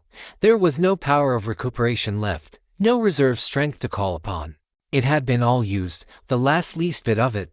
Every muscle, every fiber, every cell was tired, dead tired. And there was reason for it. In less than 5 months they had traveled 2,500 miles, during the last 1,800 of which they had had but 5 days' rest. When they arrived at Skagway they were apparently on their last legs. They could barely keep the traces taut, and on the downgrades just managed to keep out of the way of the sled.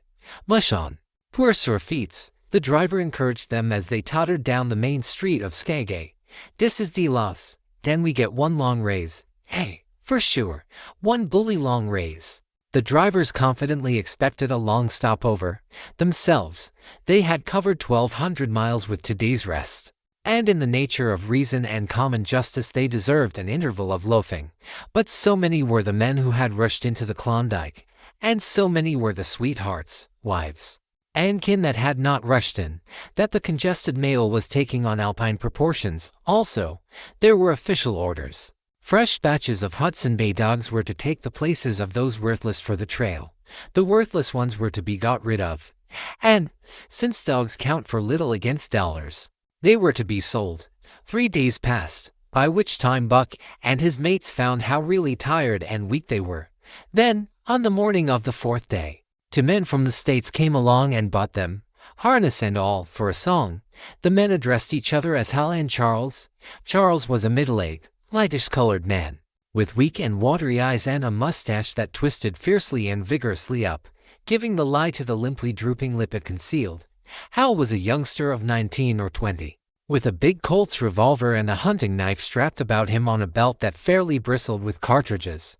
This belt was the most salient thing about him. It advertised his callousness, a callousness sheer and unutterable. Both men were manifestly out of place. And why such as they should adventure the north is part of the mystery of things that passes understanding. Buck heard the chaffering, saw the money pass between the man and the government agent, and knew that the Scotch half-breed and the mail train drivers were passing out of his life on the heels of Perrault and Francois and the others who had gone before. When driven with his mates to the new owner's camp, Buck saw a slipshod and slovenly affair, tent half-stretched, dishes unwashed, everything in disorder. Also, he saw a woman. Mercedes the men called her. She was Charles's wife and Hal's sister. A nice family party. Buck watched them apprehensively as they proceeded to take down the tent and load the sled. There was a great deal of effort about their manner, but no businesslike method. The tent was rolled into an awkward bundle 3 times as large as it should have been. The tin dishes were packed away and washed. Mercedes continually fluttered in the way of her men and kept up an unbroken chattering of remonstrance and advice. When they put a clothes sack on the front of the sled, she suggested it should go on the back, and when they had put it on the back and covered it over with a couple of other bundles, she discovered overlooked articles which could abide nowhere else but in that very sack, and they unloaded again. 3 men from a neighboring tent came out and looked on, grinning and winking at one another. "You've got a right smart load as it is," said one of them, "and it's not me should tell you your business, but I wouldn't tote that tent along if I was you." "And dreamed of," cried Mercedes, throwing up her hands in dainty dismay. "However in the world could I manage without a tent? It's springtime, and you won't get any more cold weather." The man replied. She shook her head decidedly, and Charles and Hal put the last odds and ends on top the mountainous load. "Think it'll ride?" one of the men asked. "Why shouldn't it?" Charles demanded rather shortly. "Oh, that's all right. That's all right," the man hastened meekly to say. "I was just a-wonderin', that is all. It seemed a mite top-heavy." Charles turned his back and drew the lashings down as well as he could, which was not in the least well. "And of course the dogs can hike along all day with that contraption behind them," affirmed a second of the men. "Certainly," said Hal, with freezing politeness, taking hold of the gee-pole with one hand and swinging his whip from the other. "Mush!" he shouted. "Mush on there!" The dogs sprang against the breastbands, strained hard for a few moments, then relaxed. They were unable to move the sled. "The lazy brutes, I'll show them," he cried, preparing to lash out at them with the whip. But Mercedes interfered, crying, "Oh, Hal, you mustn't," as she caught hold of the whip and wrenched it from him. "The poor dears. Now you must promise you won't be harsh with them for the rest of the trip, or I won't go a step." "Precious lot you know about dogs," her brother sneered, "and I wish you'd leave me alone. They're lazy, I tell you, and you've got to whip them to get anything out of them. That's their way. You ask anyone, ask one of those men." Mercedes looked at them imploringly, and told repugnance at sight of pain written in her pretty face. "They're weak as water, if you want to know," came the reply from one of the men, plumb tuckered out. "That's what's the matter. They need a rest." "Rest be blanked," said Hal, with his beardless lips, and Mercedes said, in pain and sorrow at the oath. But she was a clannish creature, and rushed at once to the defense of her brother. "Never mind that man," she said pointedly. "You're driving our dogs, and you do what you think best with them." Again Hal's whip fell upon the dogs. They threw themselves against the breastbands, dug their feet into the packed snow, got down low to it, and put forth all their strength. The sled held as though it were an anchor. After 2 efforts, they stood still, panting. The whip was whizzing savagely, when once more Mercedes interfered. She dropped on her knees before Buck, with tears in her eyes, and put her arms around his neck. "You poor, poor dears," she cried sympathetically. "Why don't you pull hard? Then you wouldn't be whipped." Buck did not like her, but he was feeling too miserable to resist her. Taking it as part of the day's miserable work, one of the onlookers, who had been clenching his teeth to suppress hot speech, now spoke up. "It's not that I care a whoop what becomes of you, but for the dogs' sakes I just want to tell you, you can help them a mighty lot by breaking out that sled. The runners are froze fast. Throw your weight against the gee-pole, right and left, and break it out." A third time the attempt was made, but this time, following the advice, Hal broke out the runners which had been frozen to the snow. The overloaded and unwieldy sled forged ahead, Buck and his mates struggling frantically under the rain of blows. 100 yards ahead the path turned and sloped steeply into the main street. It would have required an experienced man to keep the top-heavy sled upright, and Hal was not such a man. As they swung on the turn the sled went over, spilling half its load through the loose lashings. The dogs never stopped. The lightened sled bounded on its side behind them. They were angry because of the ill treatment they had received, and they just load. Buck was raging. He broke into a run, the team following his lead. Hal cried "Ho ho," but they gave no heed. He tripped and was pulled off his feet. The capsized sled ground over him, and the dogs dashed on up the street, adding to the gaiety of Skagay as they scattered the remainder of the outfit along its chief thoroughfare. Kind-hearted citizens caught the dogs and gathered up the scattered belongings. Also, they gave advice. Half the load and twice the dogs, if they ever expected to reach Dawson, was what was said. Hal and his sister and brother-in-law listened and willingly pitched tent and overhauled the outfit. Canned goods were turned out that made men laugh, for canned goods on the long trail is a thing to dream about. "Blankets for a hotel," quoth one of the men who laughed and helped. "Half as many is too much. Get rid of them. Throw away that tent. And all those dishes. Who's going to wash them? Anyway, good Lord. Do you think you're traveling on a Pullman?" And so it went. The inexorable elimination of the superfluous. Mercedes cried when her clothes bags were dumped on the ground and article after article was thrown out. She cried in general, and she cried in particular over each discarded thing. She clasped hands about knees, rocking back and forth broken-heartedly. She averred she would not go an inch, not for a dozen Charleses. She appealed to everybody and to everything. finally wiping her eyes and proceeding to cast out even articles of apparel that were imperative necessaries. And in her zeal, when she had finished with her own, she attacked the belongings of her men and went through them like a tornado. This accomplished, the outfit, though cut in half, was still a formidable bulk. Charles and Hal went out in the evening and bought 6 outside dogs. These, added to the 6 of the original team, and Deke and Kuna, the Huskies obtained at the Rink Rapids on the record trip, brought the team up to 14, but the outside dogs, though practically broken in since their landing, did not amount to much. 3 were short-haired pointers, 1 was a Newfoundland, and the other 2 were mongrels of indeterminate breed. They did not seem to know anything, these newcomers. Buck and his comrades looked upon them with disgust, and though he speedily taught them their places and what not to do, he could not teach them what to do. They did not take kindly to trace and trail, with the exception of the 2 mongrels. They were bewildered and spirit-broken by the strange savage environment in which they found themselves, and by the ill treatment they had received. The 2 mongrels were without spirit at all.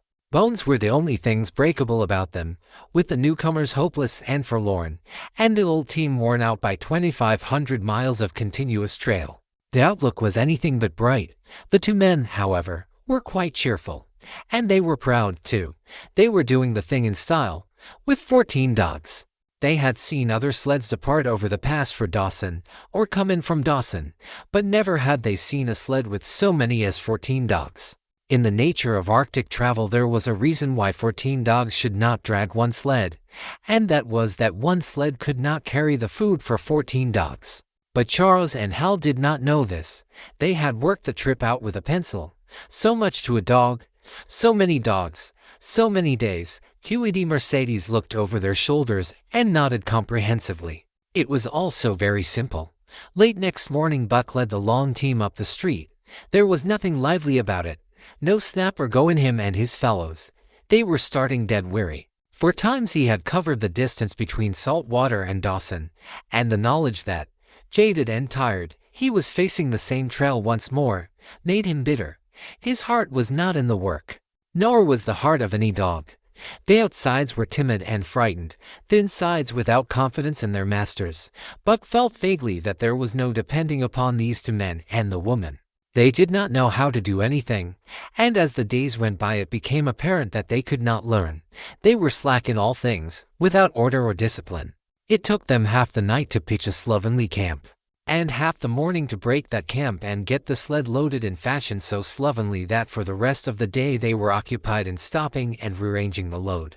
Some days they did not make 10 miles, on other days they were unable to get started at all, and on no day did they succeed in making more than half the distance used by the men as a basis in their dog food computation. It was inevitable that they should go short on dog food, but they hastened it by overfeeding, bringing the day nearer when underfeeding would commence. The outside dogs, whose digestions had not been trained by chronic famine to make the most of little, had voracious appetites, and when, in addition to this, the worn-out Huskies pulled weakly, Hal decided that the orthodox ration was too small. He doubled it, and to cap it all, when Mercedes, with tears in her pretty eyes and a quaver in her throat, could not cajole him into giving the dogs still more, she stole from the fish sacks and fed them slyly. But it was not food that Buck and the Huskies needed, but rest. And though they were making poor time, the heavy load they dragged sapped their strength severely. Then came the underfeeding. Hal woke one day to the fact that his dog food was half gone and the distance only quarter covered. Further, that for love or money no additional dog food was to be obtained. So he cut down even the orthodox ration and tried to increase the day's travel. His sister and brother-in-law seconded him, but they were frustrated by their heavy outfit and their own incompetence. It was a simple matter to give the dogs less food, but it was impossible to make the dogs travel faster, while their own inability to get underway earlier in the morning prevented them from traveling longer hours. Not only did they not know how to work dogs, but they did not know how to work themselves. The first to go was Deb. Poor blundering thief that he was, always getting caught and punished. He had none the less been a faithful worker. His wrenched shoulder blade, and treated and unrested, went from bad to worse, till finally Hal shot him with the big Colt's revolver. It is a saying of the country that an outside dog starves to death on the ration of the husky, so the 6 outside dogs under Buck could do no less than die on half the ration of the husky. The Newfoundland went first, followed by the 3 short-haired pointers, the 2 mongrels hanging more grittily onto life, but going in the end. By this time all the amenities and gentlenesses of the Southland had fallen away from the 3 people, shorn of its glamour and romance. Arctic travel became to them a reality too harsh for their manhood and womanhood. Mercedes ceased weeping over the dogs, being too occupied with weeping over herself and with quarreling with her husband and brother. To quarrel was the one thing they were never too wary to do. Their irritability rose out of their misery, increased with it, doubled upon it, outdistanced it. The wonderful patience of the trail which comes to men who toil hard and suffer sore, and remain sweet of speech and kindly, did not come to these 2 men and the woman. They had no inkling of such a patience.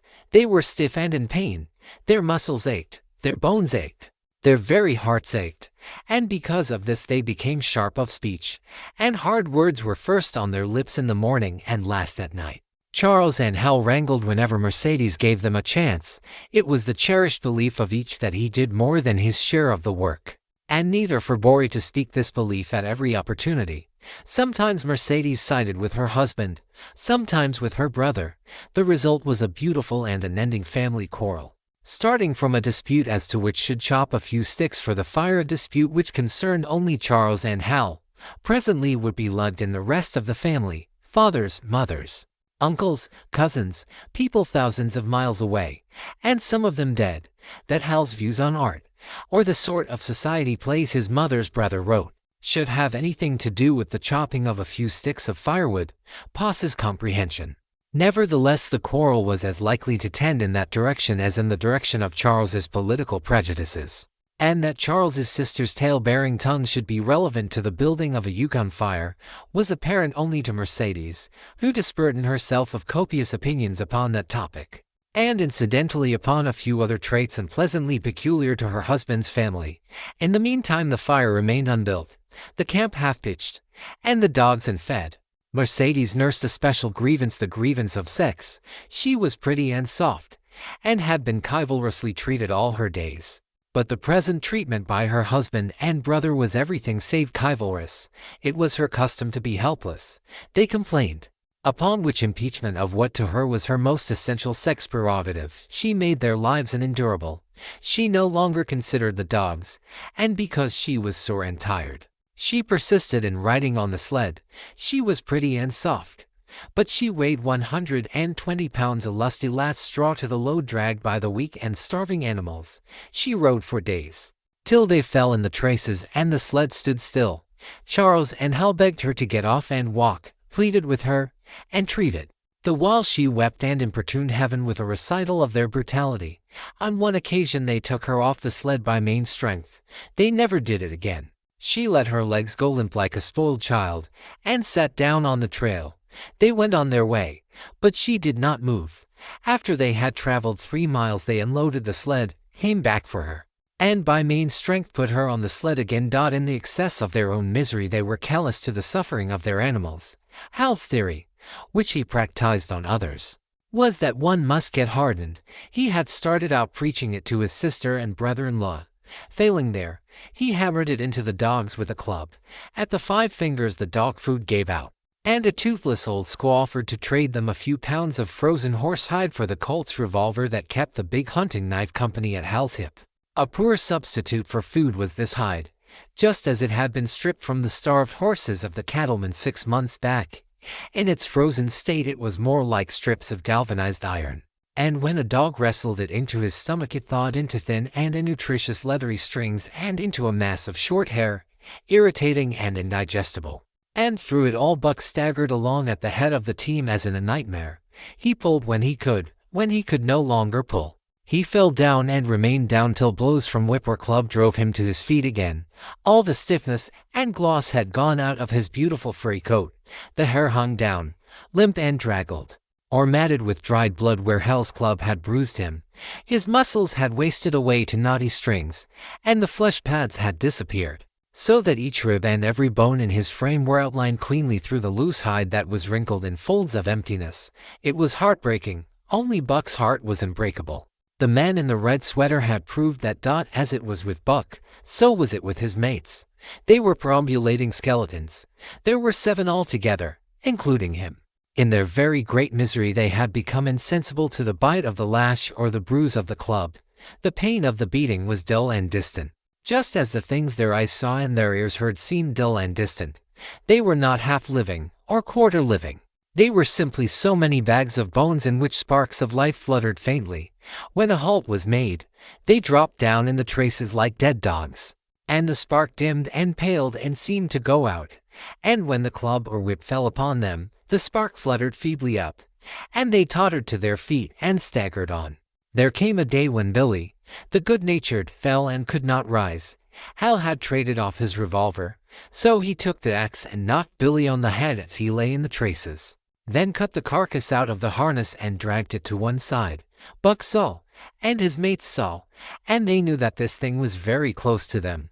On the next day Kuna went, and but 5 of them remained to Joe, too far gone to be malignant.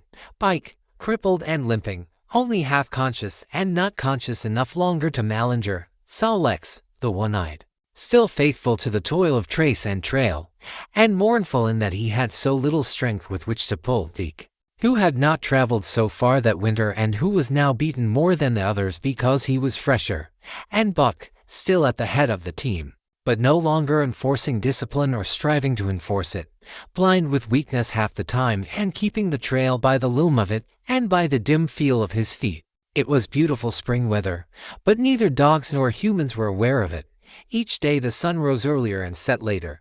It was dawn by 3 in the morning, and twilight lingered till 9 at night.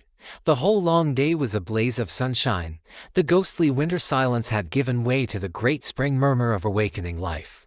This murmur rose from all the land, fraught with the joy of living.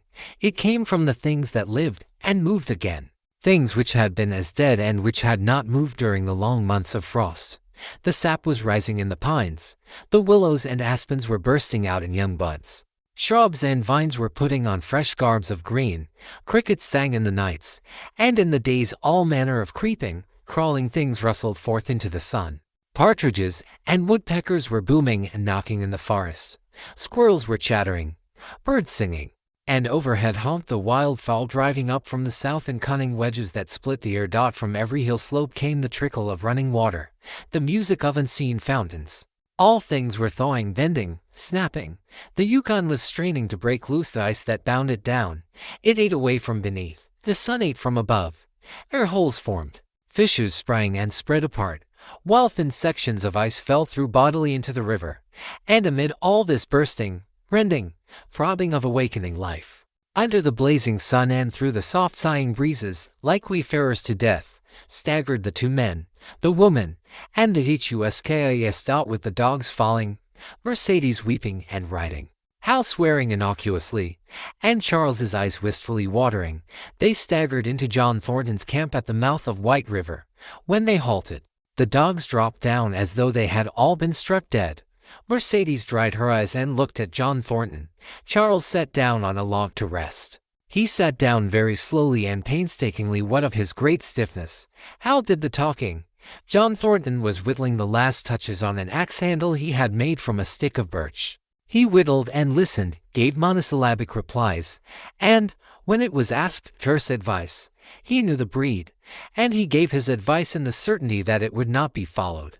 They told us up above that the bottom was dropping out of the trail and that the best thing for us to do was to lay over. Hal said in response to Thornton's warning to take no more chances on the rotten ice. They told us we couldn't make White River, and here we are. This last with a sneering ring of triumph in it. And they told you true, John Thornton answered. The bottom's likely to drop out at any moment. Only fools, with the blind luck of fools, could have made it. I tell you straight, I wouldn't risk my carcass on that ice for all the gold in Alaska. That's because you're not a fool, I suppose, said Hal. All the same, we'll go on to Dawson.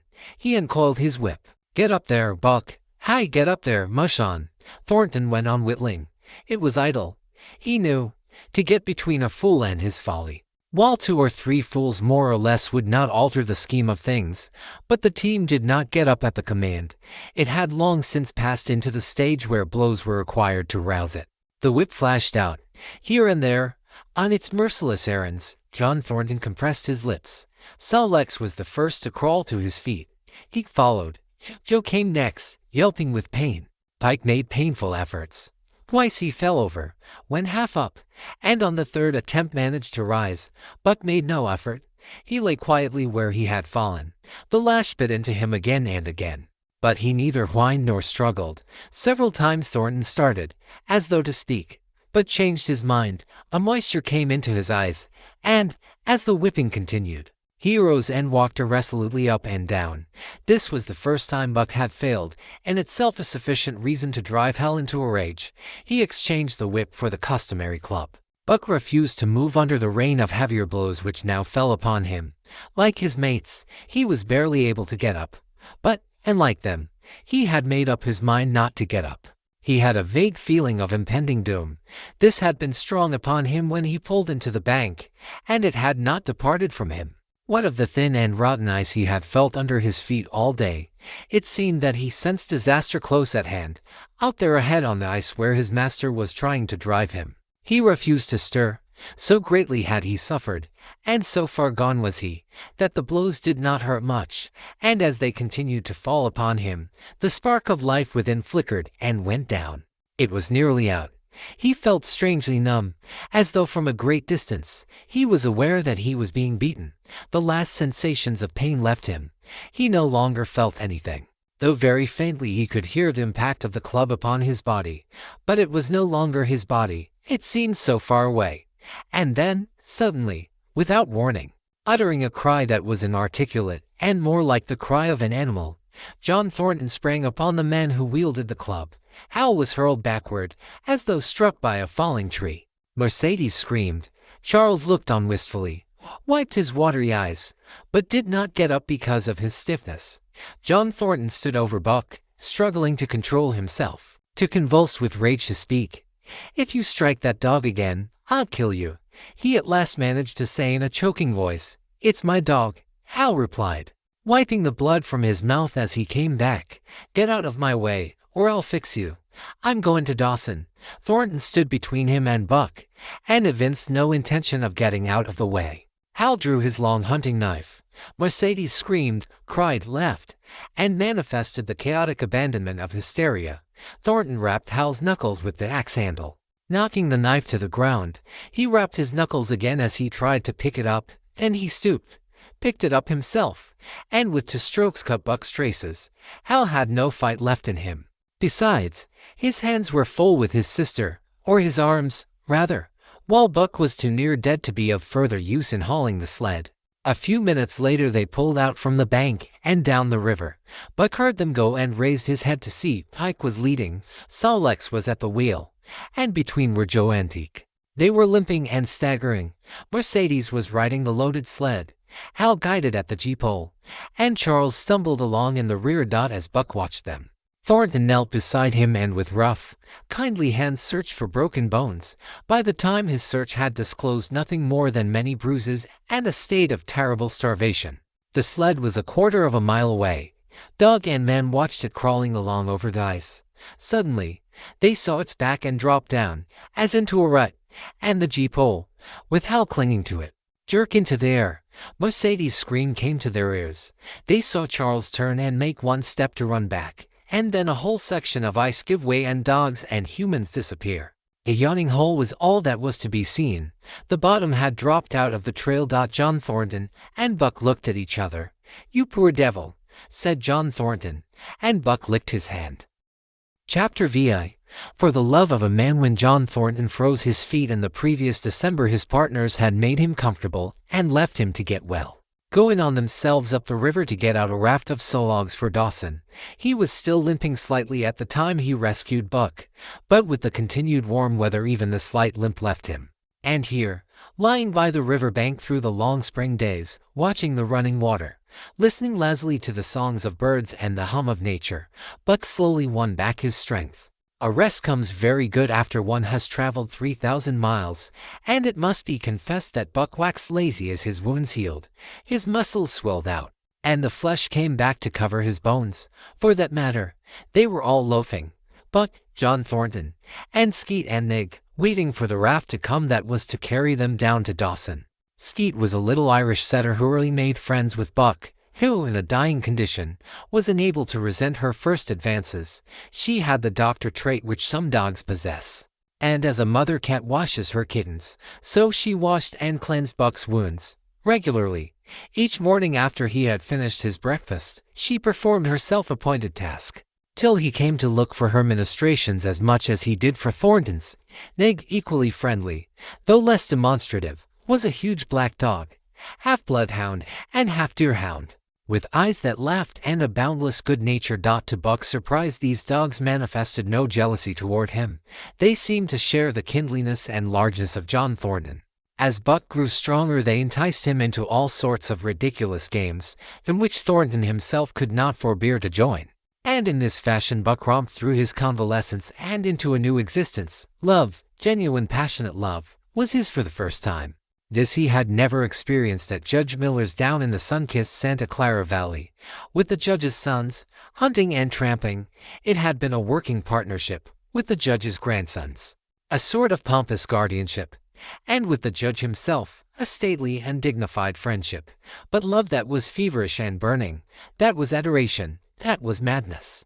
It had taken John Thornton to rouse. This man had saved his life, which was something. But, further, he was the ideal master. Other men saw to the welfare of their dogs from a sense of duty and business expediency. He saw to the welfare of his as if they were his own children, because he could not help it. And he saw further. He never forgot a kindly greeting or a cheering word, and to sit down for a long talk with them, gas he called it, was as much his delight as theirs. He had a way of taking Buck's head roughly between his hands, and resting his own head upon Buck's, of shaking him back and forth, the while calling him ill names that to Buck were love names. Buck knew no greater joy than that rough embrace, and the sound of murmured oaths, and at each jerk back and forth it seemed that his heart would be shaken out of his body, so great was its ecstasy. And when released, he sprang to his feet, his mouth laughing, his eyes eloquent, his throat vibrant with an uttered sound, and in that fashion remained without movement. John Thornton would reverently exclaim, "God, you can all but speak." Buck had a trick of love expression that was akin to heart. He would often seize Thornton's hand in his mouth and close so fiercely that the flesh bore the impress of his teeth for some time afterward. And as Buck understood those to be love words, so the man understood this feigned bite for a caress. For the most part, however, Buck's love was expressed in adoration, while he went wild with happiness when Thornton touched him or spoke to him. He did not seek these tokens, and like Skeet, who was wont to shove her nose under Thornton's hand and nudge till petted, or Nig, who would stalk up and rest his great head on Thornton's knee, Buck was content to adore at a distance. He would lie by the hour eager, alert, at Thornton's feet, looking up into his face, dwelling upon it, studying it, following with keenest interest each fleeting expression, every movement or change of feature. Or, as chance might have it, he would lie farther away, to the side or rear, watching the outlines of the man and the occasional movements of his body. And often, such was the communion in which they lived, the strength of Buck's gaze would draw John Thornton's head around, and he would return the gaze, without speech, his heart shining out of his eyes as Buck's heart shone out. For a long time after his rescue, Buck did not like Thornton to get out of his sight. From the moment he left the tent to when he entered it again, Buck would follow at his heels. His transient masters since he had come into the Northland had bred in him a fear that no master could be permanent. He was afraid that Thornton would pass out of his life as Perold and Francois and the Scotch half-breed had passed out. Even in the night, in his dreams, he was haunted by this fear. At such times he would shake off sleep and creep through the chill to the flap of the tent, where he would stand and listen to the sound of his master's breathing. But in spite of this great love he bore John Thornton, which seemed to bespeak the soft civilizing influence, the strain of the primitive, which the Northland had aroused in him, remained alive and active. Faithfulness and devotion, things born of fire and roof, were his, yet he retained his wildness and williness. He was a thing of the wild, come in from the wild to sit by John Thornton's fire, rather than a dog of the soft Southland stamped with the marks of generations of civilization. Because of his very great love, he could not steal from this man, but from any other man, in any other camp. He did not hesitate an instant, while the cunning with which he stole enabled him to escape detection. His face and body were scored by the teeth of many dogs, and he fought as fiercely as ever and more shrewdly. Skeet and Nig were too good-natured for quarreling. Besides, they belonged to John Thornton, but the strange dog, no matter what the breed or valor, swiftly acknowledged Buck's supremacy or found himself struggling for life with a terrible antagonist. And Buck was merciless. He had learned well the law of club and fang, and he never forewent an advantage or drew back from a foe he had started on the way to death. He had lessoned from Spitz, and from the chief fighting dogs of the police and mail, and knew there was no middle course. He must master or be mastered, while to show mercy was a weakness. Mercy did not exist in the primordial life. It was misunderstood for fear, and such misunderstandings made for death. Kill or be killed, eat or be eaten, was the law, and this mandate. Down out of the depths of time, he obeyed. He was older than the days he had seen and the breaths he had drawn. He linked the past with the present, and eternity behind him throbbed through him in a mighty rhythm to which he swayed as the tides and seasons swayed. He sat by John Thornton's fire, a broad-breasted dog, white-fanged and long-furred, but behind him were the shades of all manner of dogs, half-wolves and wild wolves, urgent and prompting, tasting the savor of the meat he ate, thirsting for the water he drank, scenting the wind with him, listening with him and telling him the sounds made by the wild life in the forest, dictating his moods, directing his actions, lying down to sleep with him when he lay down, and dreaming with him and beyond him, and becoming themselves the stuff of his dreams. So peremptorily did these shades beckon him, that each day mankind and the claims of mankind slipped farther from him. Deep in the forest a call was sounding, and as often as he heard this call, mysteriously thrilling and luring, he felt compelled to turn his back upon the fire and the beaten earth around it, and to plunge into the forest, and on, he knew not where or why, nor did he wonder where or why. The call sounding imperiously, deep in the forest, but as often as he gained the soft and broken earth and the green shade, the love for John Thornton drew him back to the fire again. Thornton alone held him. The rest of mankind was as nothing. Chance travelers might praise or pet him, but he was cold under it all, and from a too demonstrative man he would get up and walk away. When Thornton's partners, Hans and Pete, arrived on the long-expected raft, Buck refused to notice them till he learned they were close to Thornton. After that he tolerated them in a passive sort of way, accepting favors from them as though he favored them by accepting. They were of the same large type as Thornton, living close to the earth, thinking simply and seeing clearly, and ere they swung the raft into the big eddy by the sawmill at Dawson, they understood Buck and his ways, and did not insist upon an intimacy such as obtained with Skeet and Nig. For Thornton, however, his love seemed to grow and grow. He alone among men could put a pack upon Buck's back in the summer traveling. Nothing was too great for Buck to do, when Thornton commanded. One day they had grub-staked themselves from the proceeds of the raft and left Dawson for the headwaters of the Tanana. The men and dogs were sitting on the crest of a cliff which fell away, straight down, to naked bedrock 300 feet below. John Thornton was sitting near the edge, Buck at his shoulder. A thoughtless whim seized Thornton, and he drew the attention of Hans and Pete to the experiment he had in mind. "Jump, Buck," he commanded, sweeping his arm out and over the chasm. The next instant he was grappling with Buck on the extreme edge, while Hans and Pete were dragging them back into safety. "It's uncanny," Pete said, after it was over and they had caught their speech. Thornton shook his head. "No, it is splendid, and it is terrible, too. Do you know, it sometimes makes me afraid. I'm not hankering to be the man that lays hands on you while he's around," Pete announced conclusively, nodding his head toward Buck. "He jingo was Hans's contribution, not mineself either." It was at Circle City, ere the year was out, that Pete's apprehensions were realized. Black Burton, a man evil-tempered and malicious, had been picking a quarrel with a tenderfoot at the bar. When Thornton stepped good-naturedly between, Buck, as was his custom, was lying in a corner, head on paws, watching his master's every action. Burton struck out, without warning, straight from the shoulder. Thornton was sent spinning, and saved himself from falling only by clutching the rail of the bar. Those who were looking on heard what was neither bark nor yelp, but a something which is best described as a roar, and they saw Buck's body rise up in the air as he left the floor for Burton's throat. The man saved his life by instinctively throwing out his arm, but was hurled backward to the floor with Buck on top of him. Buck loosed his teeth from the flesh of the arm and drove in again for the throat. This time the man succeeded only in partly blocking, and his throat was torn open. Then the crowd was upon Buck, and he was driven off. But while a surgeon checked the bleeding, he prowled up and down, growling furiously, attempting to rush in, and being forced back by an array of hostile clubs. Miners meeting, called on the spot, decided that the dog had sufficient provocation, and Buck was discharged. But his reputation was made, and from that day his name spread through every camp in Alaska. Later on, in the fall of the year, he saved John Thornton's life in quite another fashion. The three partners were lining a long and narrow poling boat down a bad stretch of rapids on the 40-mile creek. Hans and Pete moved along the bank, snubbing with a thin manila rope from tree to tree, while Thornton remained in the boat, helping its descent by means of a pole, and shouting directions to the shore.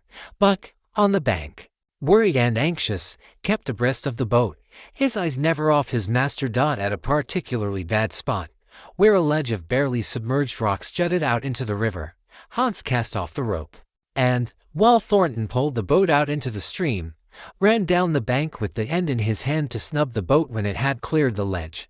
This it did, and was flying downstream in a current as swift as a mill race. When Hans checked it with the rope and checked too suddenly, the boat flirted over and snubbed into the bank bottom up, while Thornton, flung sheer out of it, was carried downstream toward the worst part of the rapids, a stretch of wild water in which no swimmer could live. Buck had sprung in on the instant, and at the end of 300 yards, amid a mad swirl of water, he overhauled Thornton. When he felt him grasp his tail, Buck headed for the bank, swimming with all his splendid strength. But the progress shoreward was slow, the progress downstream amazingly rapid. From below came the fatal roaring, where the wild current went wilder and was rent in shreds and spray by the rocks which thrust through like the teeth of an enormous comb. The suck of the water as it took the beginning of the last steep pitch was frightful, and Thornton knew that the shore was impossible. He scraped furiously over a rock, bruised across a second, and struck a third with crushing force. He clutched its slippery top with both hands, releasing Buck, and above the roar of the churning water shouted, "Go, Buck, go!" Buck could not hold his own, and swept on downstream, struggling desperately, but unable to win back. When he heard Thornton's command repeated, he partly reared out of the water, throwing his head high, as though for a last look, then turned obediently toward the bank. He swam powerfully and was dragged ashore by Pete and Hans at the very point where swimming ceased to be possible and destruction began. They knew that the time a man could cling to a slippery rock in the face of that driving current was a matter of minutes, and they ran as fast as they could up the bank to a point far above where Thornton was hanging on. They attached the line with which they had been snubbing the boat to Buck's neck and shoulders, being careful that it should neither strangle him nor impede his swimming, and launched him into the stream. He struck out boldly, but not straight enough into the stream. He discovered the mistake too late. When Thornton was abreast of him and a bare half-dozen strokes away while he was being carried helplessly past, Hans promptly snubbed with the rope, as though Buck were a boat. The rope thus tightening on him in the sweep of the current, he was jerked under the surface. And under the surface he remained till his body struck against the bank and he was hauled out. He was half drowned, and Hans and Pete threw themselves upon him, pounding the breath into him and the water out of him. He staggered to his feet and fell down. The faint sound of Thornton's voice came to them, and though they could not make out the words of it, they knew that he was in his extremity. His master's voice acted on Buck like an electric shock. He sprang to his feet and ran up the bank ahead of the men to the point of his previous departure. Again the rope was attached and he was launched, and again he struck out, but this time straight into the stream. He had miscalculated once, but he would not be guilty of it a second time. Hans paid out the rope, permitting no slack, while Pete kept it clear of coils. Buck held until he was on a line straight above Thornton. Then he turned, and with the speed of an express train headed down upon him. Thornton saw him coming, and, as Buck struck him like a battering ram, with the whole force of the current behind him, he reached up and closed with both arms around the shaggy neck. Hans snubbed the rope around the tree, and Buck and Thornton were jerked under the water, strangling, suffocating. sometimes one uppermost and sometimes the other, dragging over the jagged bottom, smashing against rocks and snags. They veered into the bank. Thornton came to, belly downward and being violently propelled back and forth across a drift log by Hans and Pete. His first glance was for Buck, over whose limp and apparently lifeless body Nig was setting up a howl, while Skeet was licking the wet face and closed eyes. Thornton was himself bruised and battered, and he went carefully over Buck's body when he had been brought around, finding 3 broken ribs. "That settles it," he announced. "We camp right here." And camp they did, till Buck's ribs were upon and he was able to travel.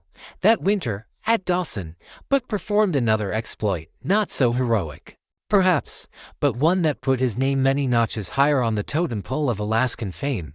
This exploit was particularly gratifying to the 3 men, for they stood in need of the outfit which it furnished, and were enabled to make a long-desired trip into the Virgin East, where miners had not yet appeared. It was brought about by a conversation in the Eldorado saloon, in which men waxed boastful of their favorite dogs. Buck, because of his record, was the target for these men, and Thornton was driven stoutly to defend him.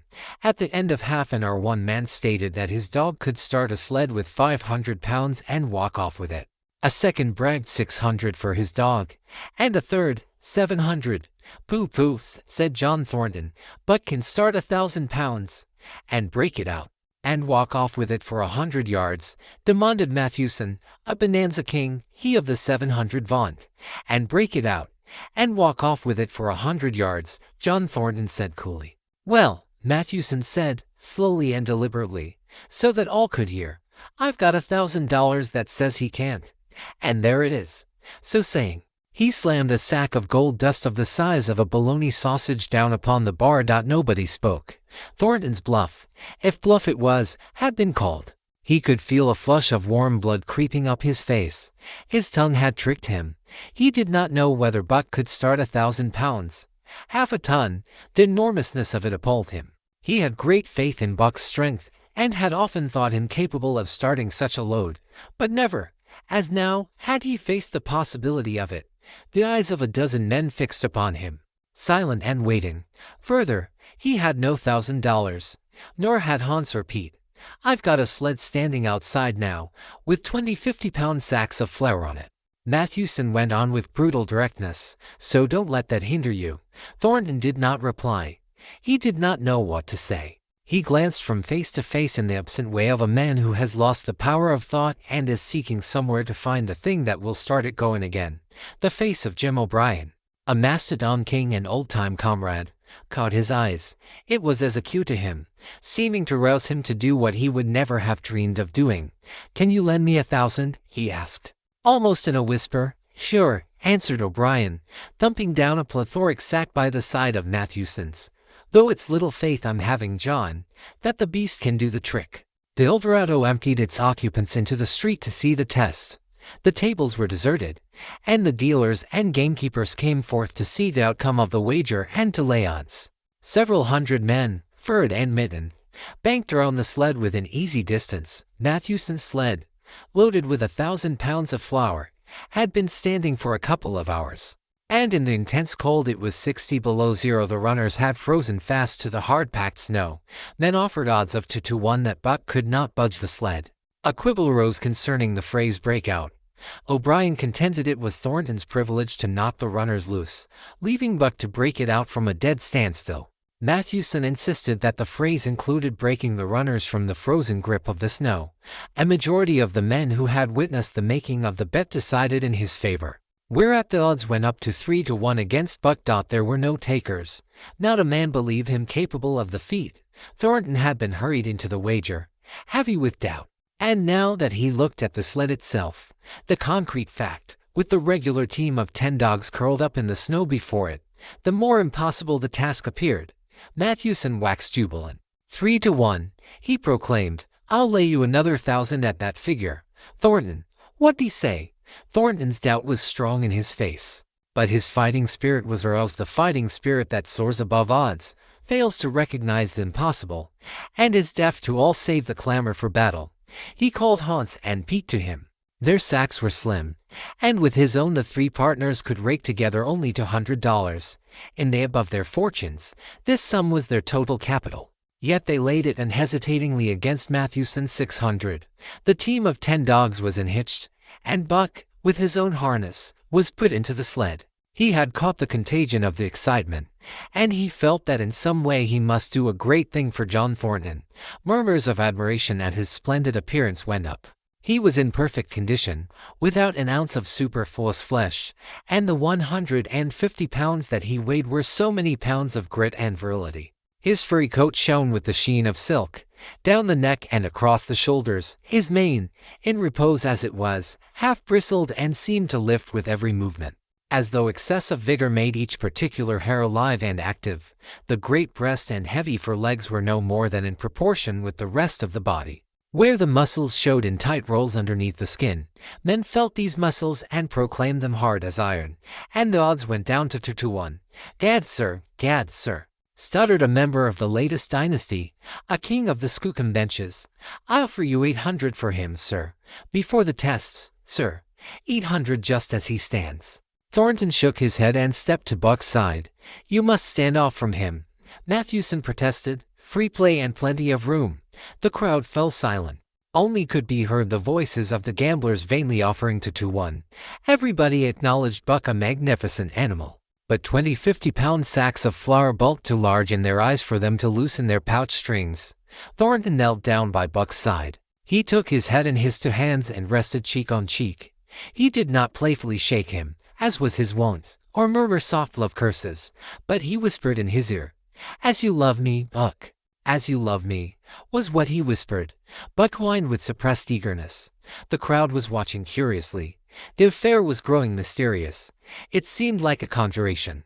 As Thornton got to his feet, Buck seized his mittened hand between his jaws, pressing in with his teeth and releasing slowly, half reluctantly. It was the answer, in turns, not of speech, but of love. Thornton stepped well back. "Now, Buck," he said. Buck tied in the traces, then slacked them for a matter of several inches. It was the way he had learned. "Gee!" Thornton's voice rang out, sharp in the tense silence. Buck swung to the right, ending the movement in a plunge that took up the slack and with a sudden jerk rested his 150 pounds. The load quivered, and from under the runners rose a crisp crackling. "Halt!" Thornton commanded. Buck duplicated the maneuver, this time to the left. The crackling turned into a snapping, the sled pivoting and the runners slipping and grating several inches to the side. The sled was broken out. Men were holding their breaths, intensely unconscious of the fact. "Now, mush!" Thornton's command cracked out like a pistol shot. Buck threw himself forward, tightening the traces with a jarring lunge. His whole body was gathered compactly together in the tremendous effort, the muscles writhing and knotting like live things under the silky fur.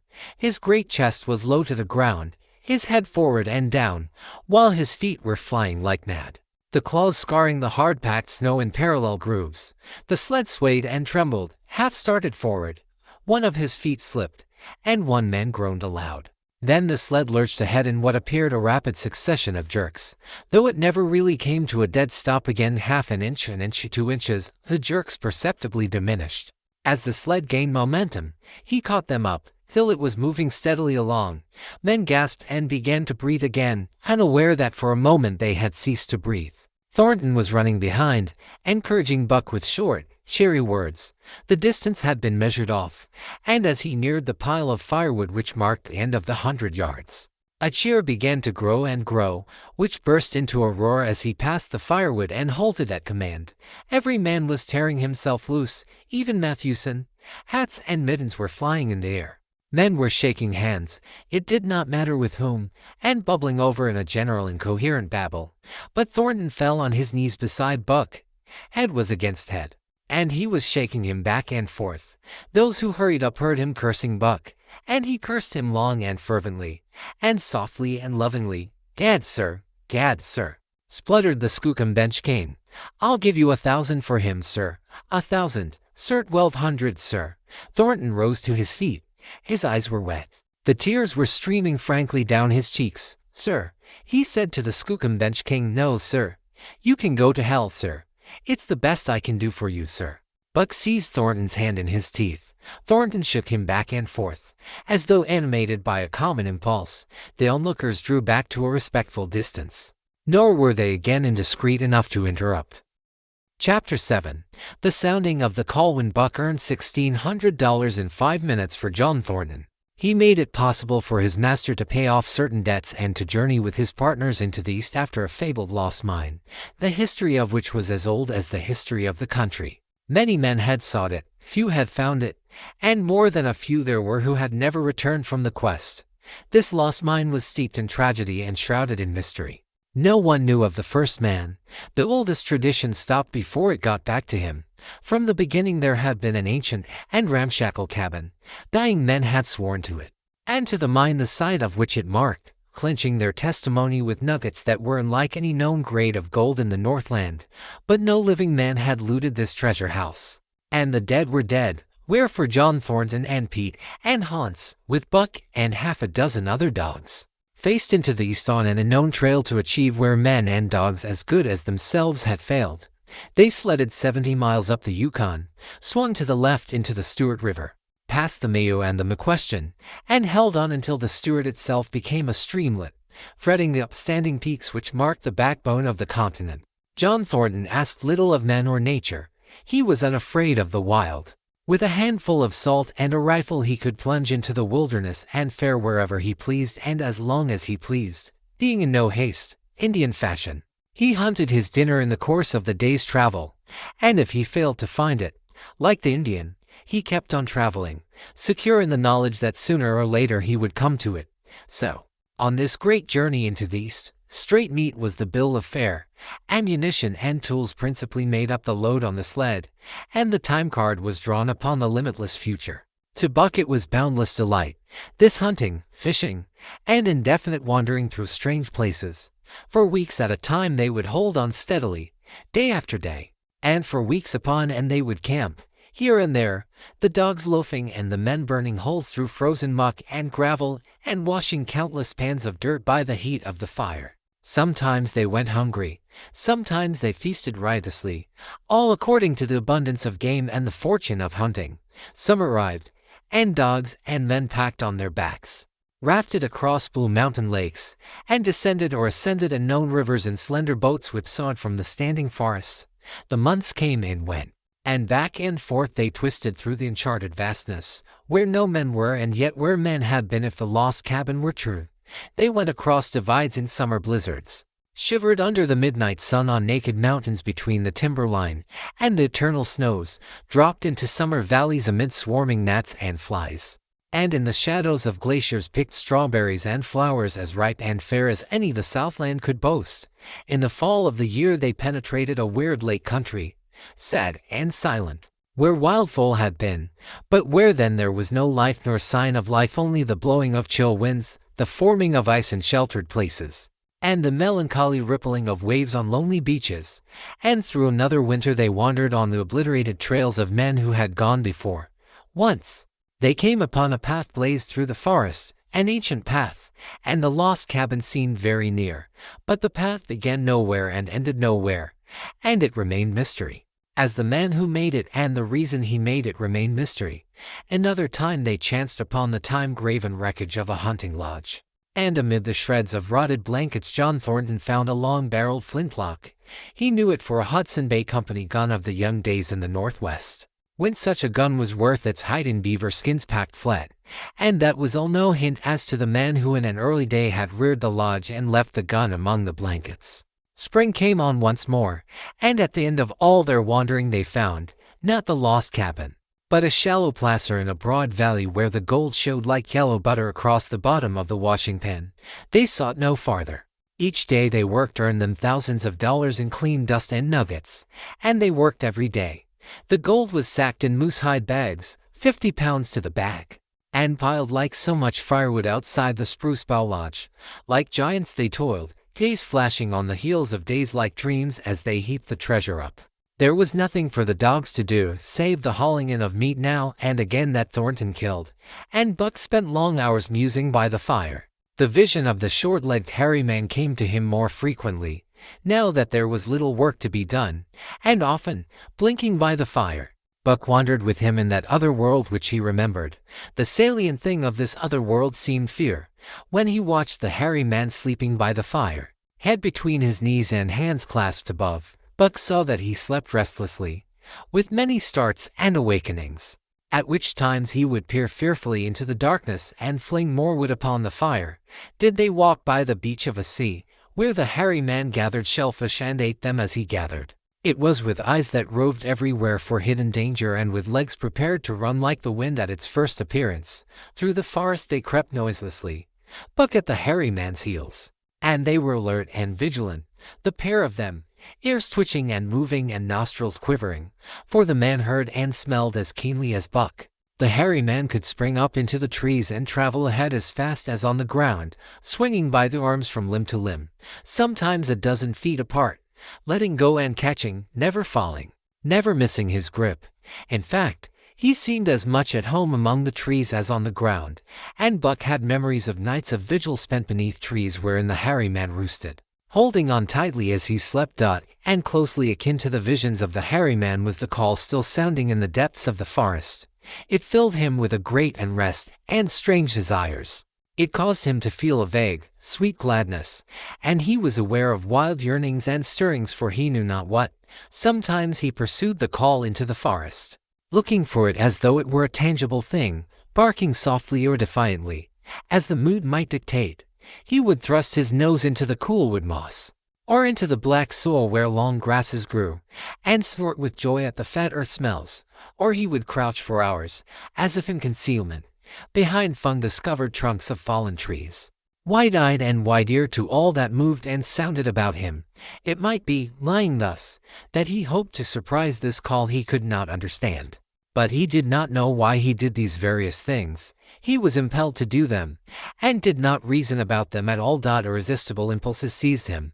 He would be lying in camp, dozing lazily in the heat of the day, when suddenly his head would lift and his ears cock up, intent and listening, and he would spring to his feet and dash away, and on, for hours, through the forest aisles and across the open spaces where the niggerheads bunched.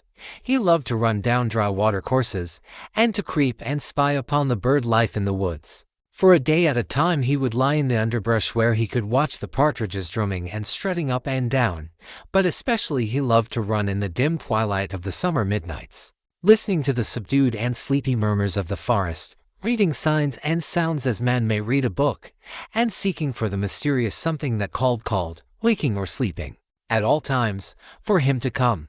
One night he sprang from sleep with a start, eager-eyed, nostrils quivering and scenting, his mane bristling in recurrent waves. From the forest came the call, or one note of it, for the call was many-noted, distinct and definite as never before, a long-drawn howl like, yet unlike, any noise made by husky dog. And he knew it, in the old familiar way, as a sound heard before. He sprang through the sleeping camp and in swift silence dashed through the woods. As he drew closer to the cry he went more slowly, with caution in every movement, till he came to an open place among the trees, and looking out so, erect on haunches, with nose pointed to the sky, a long, lean, timber wolf. He had made no noise, yet it ceased from its howling and tried to sense his presence. Buck stalked into the open, half crouching, body gathered compactly together, tail straight and stiff, feet falling with unwonted care. Every movement advertised commingled threatening and overture of friendliness. It was the menacing truce that marks the meeting of wild beasts that prey. But the wolf fled at sight of him.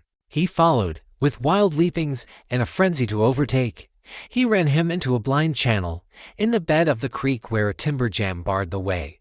The wolf whirled about, pivoting on his hind legs after the fashion of Joe and of all cornered husky dogs, snarling and bristling, clipping his teeth together in a continuous and rapid succession of snaps.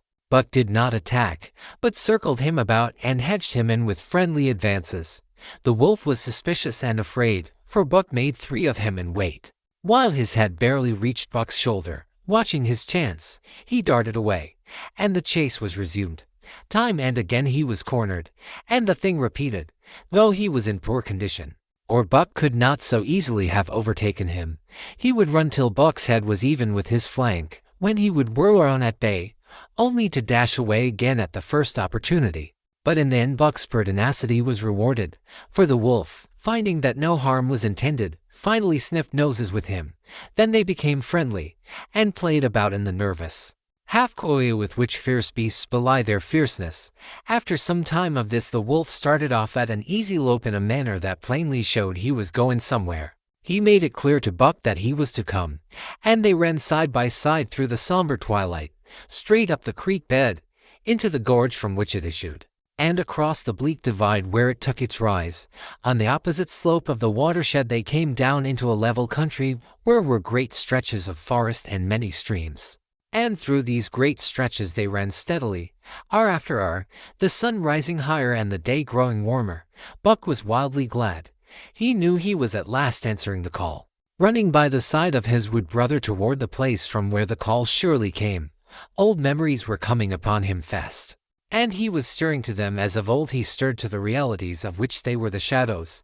He had done this thing before, somewhere in that other and dimly remembered world. And he was doing it again now, running free in the open, the impact earth underfoot, the wide sky overhead.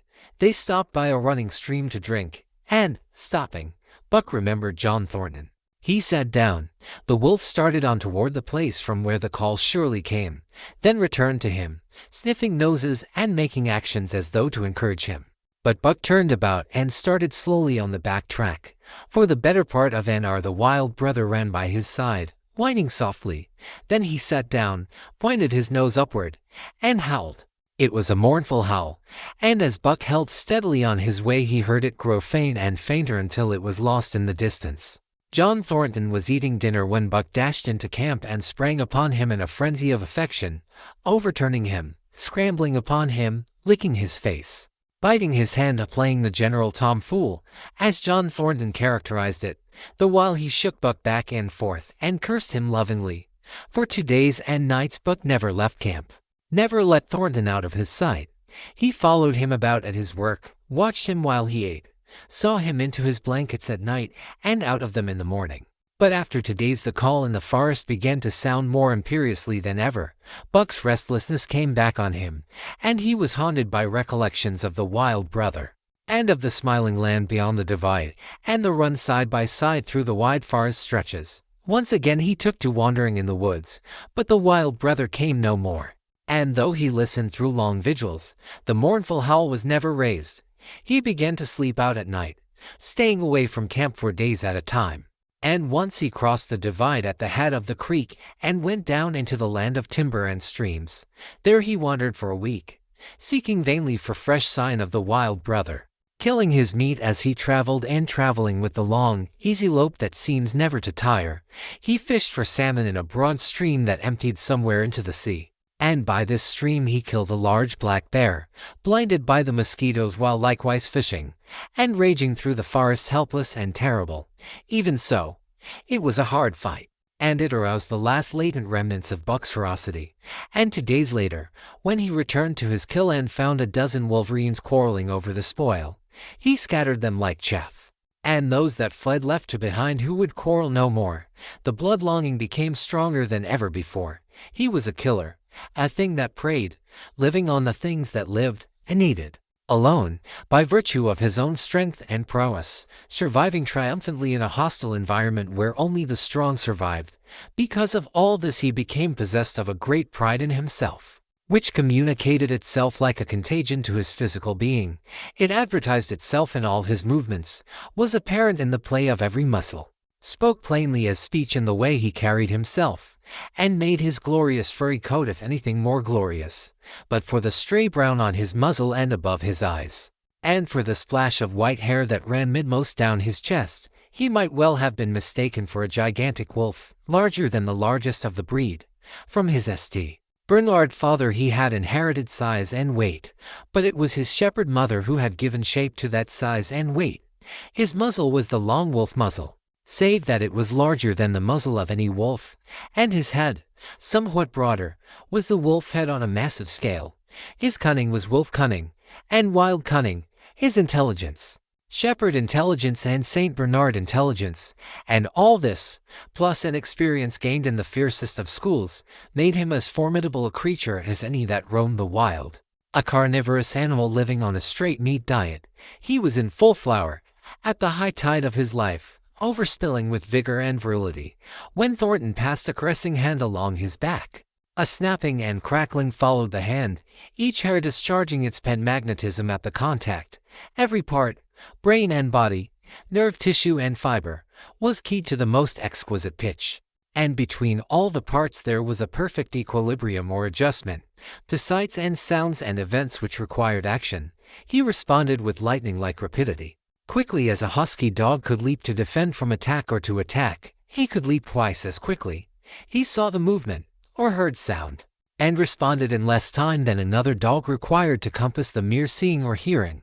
He perceived, and determined, and responded in the same instant. In point of fact, the three actions of perceiving, determining, and responding were sequential, but so infinitesimal were the intervals of time between them that they appeared simultaneous. His muscles were surcharged with vitality, and snapped into place sharply, like steel springs. Life streamed through him in splendid flood, glad and rampant, until it seemed that it would burst him asunder in sheer ecstasy and pour forth generously over the world. "Never was there such a dog," said John Thornton one day, as the partners watched Buck marching out of camp. "When he was made, the mold was broke," said Pete. "P. Jingo, I think so myself." Hans affirmed that they saw him marching out of camp, but they did not see the instant and terrible transformation which took place as soon as he was within the secrecy of the forest. He no longer marched. At once he became a thing of the wild, stealing along softly, cat-footed, a passing shadow that appeared and disappeared among the shadows. He knew how to take advantage of every cover, to crawl on his belly like a snake, and like a snake to leap and strike. He could take a ptarmigan from its nest, kill a rabbit as it slept, and snap in mid-air the little chipmunks fleeing a second too late for the trees. Fish in open pools were not too quick for him, nor were beaver, mending their dams, too wary. He killed to eat, not from wantonness, but he preferred to eat what he killed himself. So a lurking humor ran through his deeds, and it was his delight to steal upon the squirrels, and, when he all but had them, to let them go, chattering in mortal fear to the treetops. As the fall of the year came on, the moose appeared in greater abundance, moving slowly down to meet the winter in the lower and less rigorous valleys. Buck had already dragged down a stray part-grown calf, but he wished strongly for larger and more formidable quarry, and he came upon it one day on the divide at the head of the creek. A band of 20 moose had crossed over from the land of streams and timber, and chief among them was a great bull. He was in a savage temper, and, standing over 6 feet from the ground, was as formidable an antagonist as even Buck could desire. Back and forth the bull tossed his great pomaded antlers, branching to 14 points and embracing 7 feet within the tips. His small eyes burned with a vicious and bitter light, while he roared with fury at sight of Buck. From the bull's side, just forward of the flank, protruded a feathered arrowhead, which accounted for his savageness. Guided by that instinct which came from the old hunting days of the primordial world, Buck proceeded to cut the bull out from the herd. It was no slight task. He would bark and dance about in front of the bull, just out of reach of the great antlers and of the terrible splayed hoofs which could have stamped his life out with a single blow. And able to turn his back on the fanged danger and go on, the bull would be driven into paroxysms of rage. At such moments he charged Buck, who retreated craftily, luring him on by a simulated inability to escape. But when he was thus separated from his fellows, 2 or 3 of the younger bulls would charge back upon Buck and enable the wounded bull to rejoin the herd. There is a patience of the wild dog, tireless, persistent as life itself, that holds motionless for endless hours the spider in its web, the snake in its coils, the panther in its ambuscade. This patience belongs peculiarly to life when it hunts its living food, and it belonged to Buck as he clung to the flank of the herd, retarding its march, irritating the young bulls, worrying the cows with their half-grown calves, and driving the wounded bull mad with helpless rage. For half a day this continued. Buck multiplied himself, attacking from all sides, enveloping the herd in a whirlwind of menace, cutting out his victim as fast as it could rejoin its mates, wearing out the patience of creatures preyed upon, which is a lesser patience than that of creatures preying. As the day wore along and the sun dropped to its bed in the northwest, the darkness had come back, and the fall nights were 6 hours long. The young bulls retraced their steps more and more reluctantly to the aid of their beset leader. The downcoming winter was harrying them on to the lower levels. and it seemed they could never shake off this tireless creature that held them back. Besides, it was not the life of the herd, or of the young bulls, that was threatened. The life of only one member was demanded, which was a remoter interest than their lives, and in the end they were content to pay the toll. As twilight fell, the old bull stood with lowered head, watching his mates, the cows he had known, the calves he had fathered, the bulls he had mastered as they shambled on at a rapid pace through the fading light. He could not follow, for before his nose leaped the merciless fanged terror that would not let him go. 300 weight, more than half a ton he weighed. He had lived a long, strong life, full of fight and struggle. And at the end he faced death at the teeth of a creature whose head did not reach beyond his great knuckled knees. From then on, night and day, Buck never left his prey, never gave it a moment's rest, never permitted it to browse the leaves of trees or the shoots of young birch and willow. Nor did he give the wounded bull opportunity to slake his burning thirst in the slender trickling streams they crossed. Often, in desperation, he burst into long stretches of flight. At such times Buck did not attempt to stay him, but loped easily at his heels, satisfied with the way the game was played, lying down when the moose stood still, attacking him fiercely when he strove to eat or drink. The great head drooped more and more under its tree of horns, and the shambling trot grew weak and weaker. He took to standing for long periods, with nose to the ground and dejected ears dropped limply, and Buck found more time in which to get water for himself and in which to rest. At such moments, panting with red lolling tongue and with eyes fixed upon the big bull, it appeared to Buck that a change was coming over the face of things. He could feel a new stir in the land. As the moose were coming into the land, other kinds of life were coming in. Forest and stream and air seemed palpitant with their presence.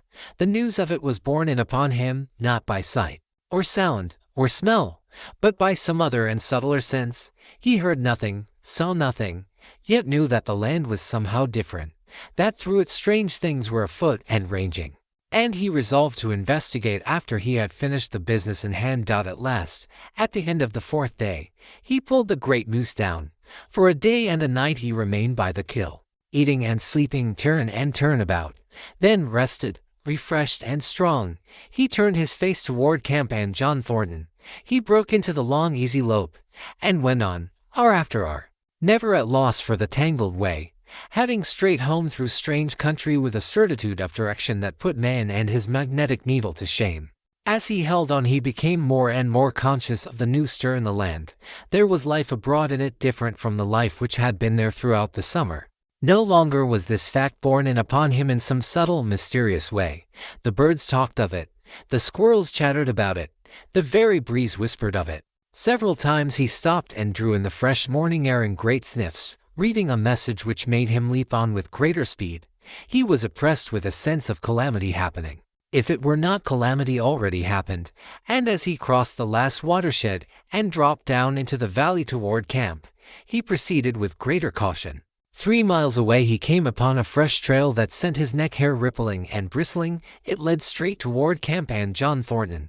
Buck hurried on, swiftly and stealthily, every nerve straining and tense, alert to the multitudinous details which told a story all but the end. His nose gave him a varying description of the passage of the life on the heels of which he was traveling. He remarked the pregnant silence of the forests. The bird life had flitted. The squirrels were in hiding. One only he saw, a sleek gray fellow, flattened against a gray dead limb so that he seemed a part of it, a woody excrescence upon the wood itself. As Buck slid along with the obscureness of a gliding shadow, his nose was jerked suddenly to the side as though a positive force had gripped and pulled it. He followed the new scent into a thicket and found Nib. He was lying on his side, dead where he had dragged himself, an arrow protruding, head and feathers, from either side of his body. 100 yards farther on, Buck came upon one of the sled dogs Thornton had bought in Dawson.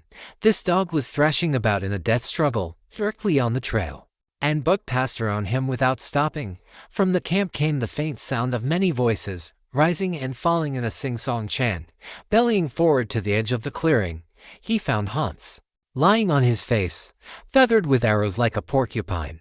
At the same instant Buck peered out where the spruce bough lodge had been and saw what made his hair leap straight up on his neck and shoulders. The gust of overpowering rage swept over him. He did not know that he growled, but he growled aloud with a terrible ferocity. For the last time in his life he allowed passion to usurp cunning and reason. And it was because of his great love for John Thornton that he lost his head. The Yeehats were dancing about the wreckage of the Spruce Bough Lodge when they heard a fearful roaring and saw rushing upon them an animal the like of which they had never seen before. It was Buck, a live hurricane of fury, hurling himself upon them in a frenzy to destroy. He sprang at the foremost man. It was the chief of the Yeehats. Ripping the throat wide open till the rent jugular spouted a fountain of blood, he did not pause to worry the victim, but ripped in passing. With the next bound tearing wide the throat of a second man, there was no withstanding him. He plunged about in their very midst, tearing, rending, destroying, in constant and terrific motion which defied the arrows they discharged at him. In fact, so inconceivably rapid were his movements, and so closely were the Indians tangled together, that they shot one another with the arrows, and one young hunter, hurling a spear at Buck in midair, drove it through the chest of another hunter with such force that the point broke through the skin of the back and stood out beyond. Then a panic seized the Yeehats, and they fled in terror to the woods, proclaiming as they fled the advent of the evil spirit. And truly Buck was the fiend incarnate, raging at their heels and dragging them down like deer as they raced through the trees. It was a fateful day for the Yeehats. They scattered far and wide over the country, and it was not till a week later that the last of the survivors gathered together in a lower valley and counted their losses. As for Buck, wearying of the pursuit, he returned to the desolated camp. He found Pete where he had been killed in his blankets in the first moment of surprise.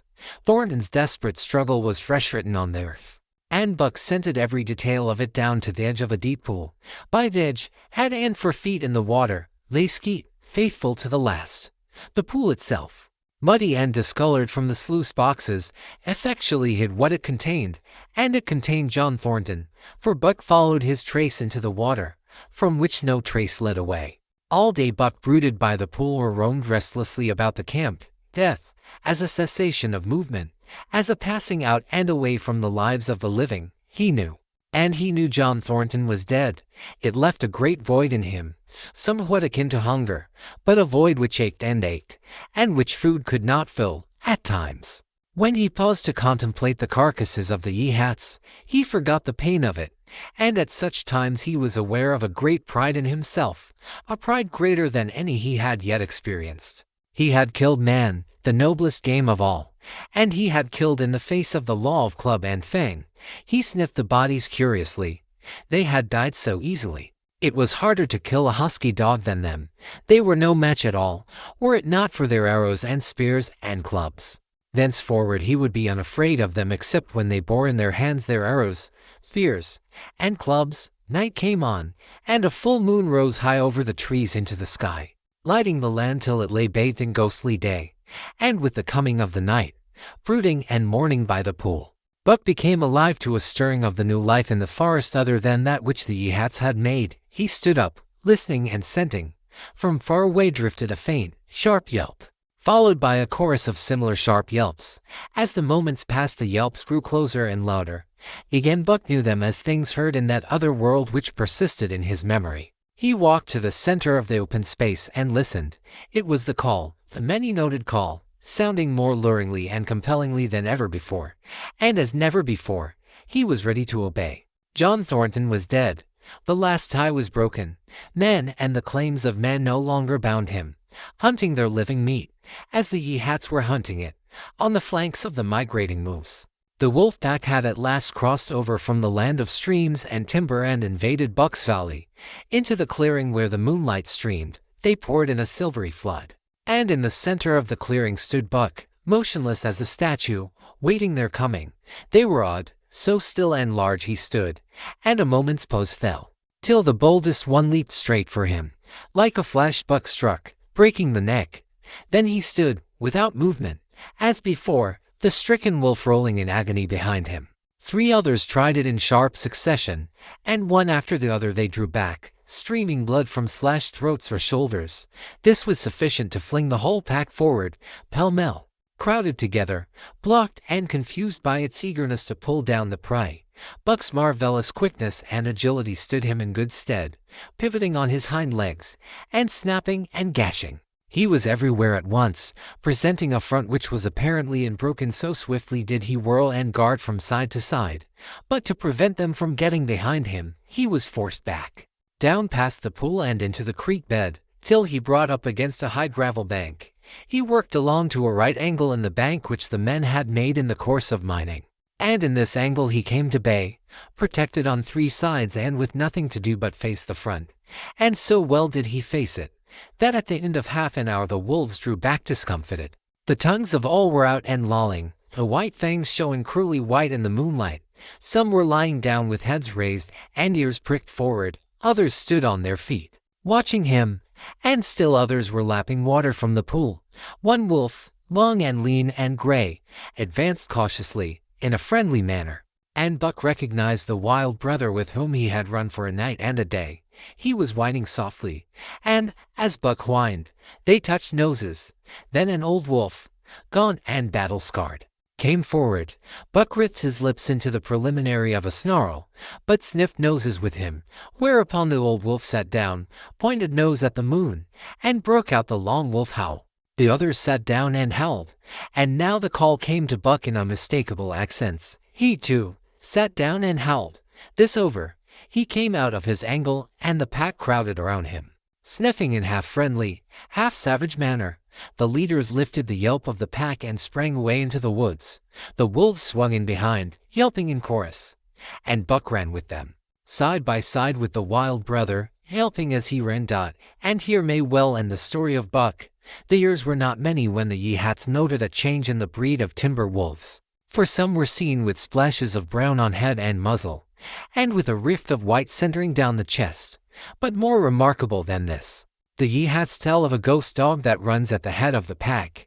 They are afraid of this ghost dog, for it has cunning greater than they, stealing from their camps in fierce winters, robbing their traps, slaying their dogs, and defying their bravest hunters. Nay, the tale grows worse.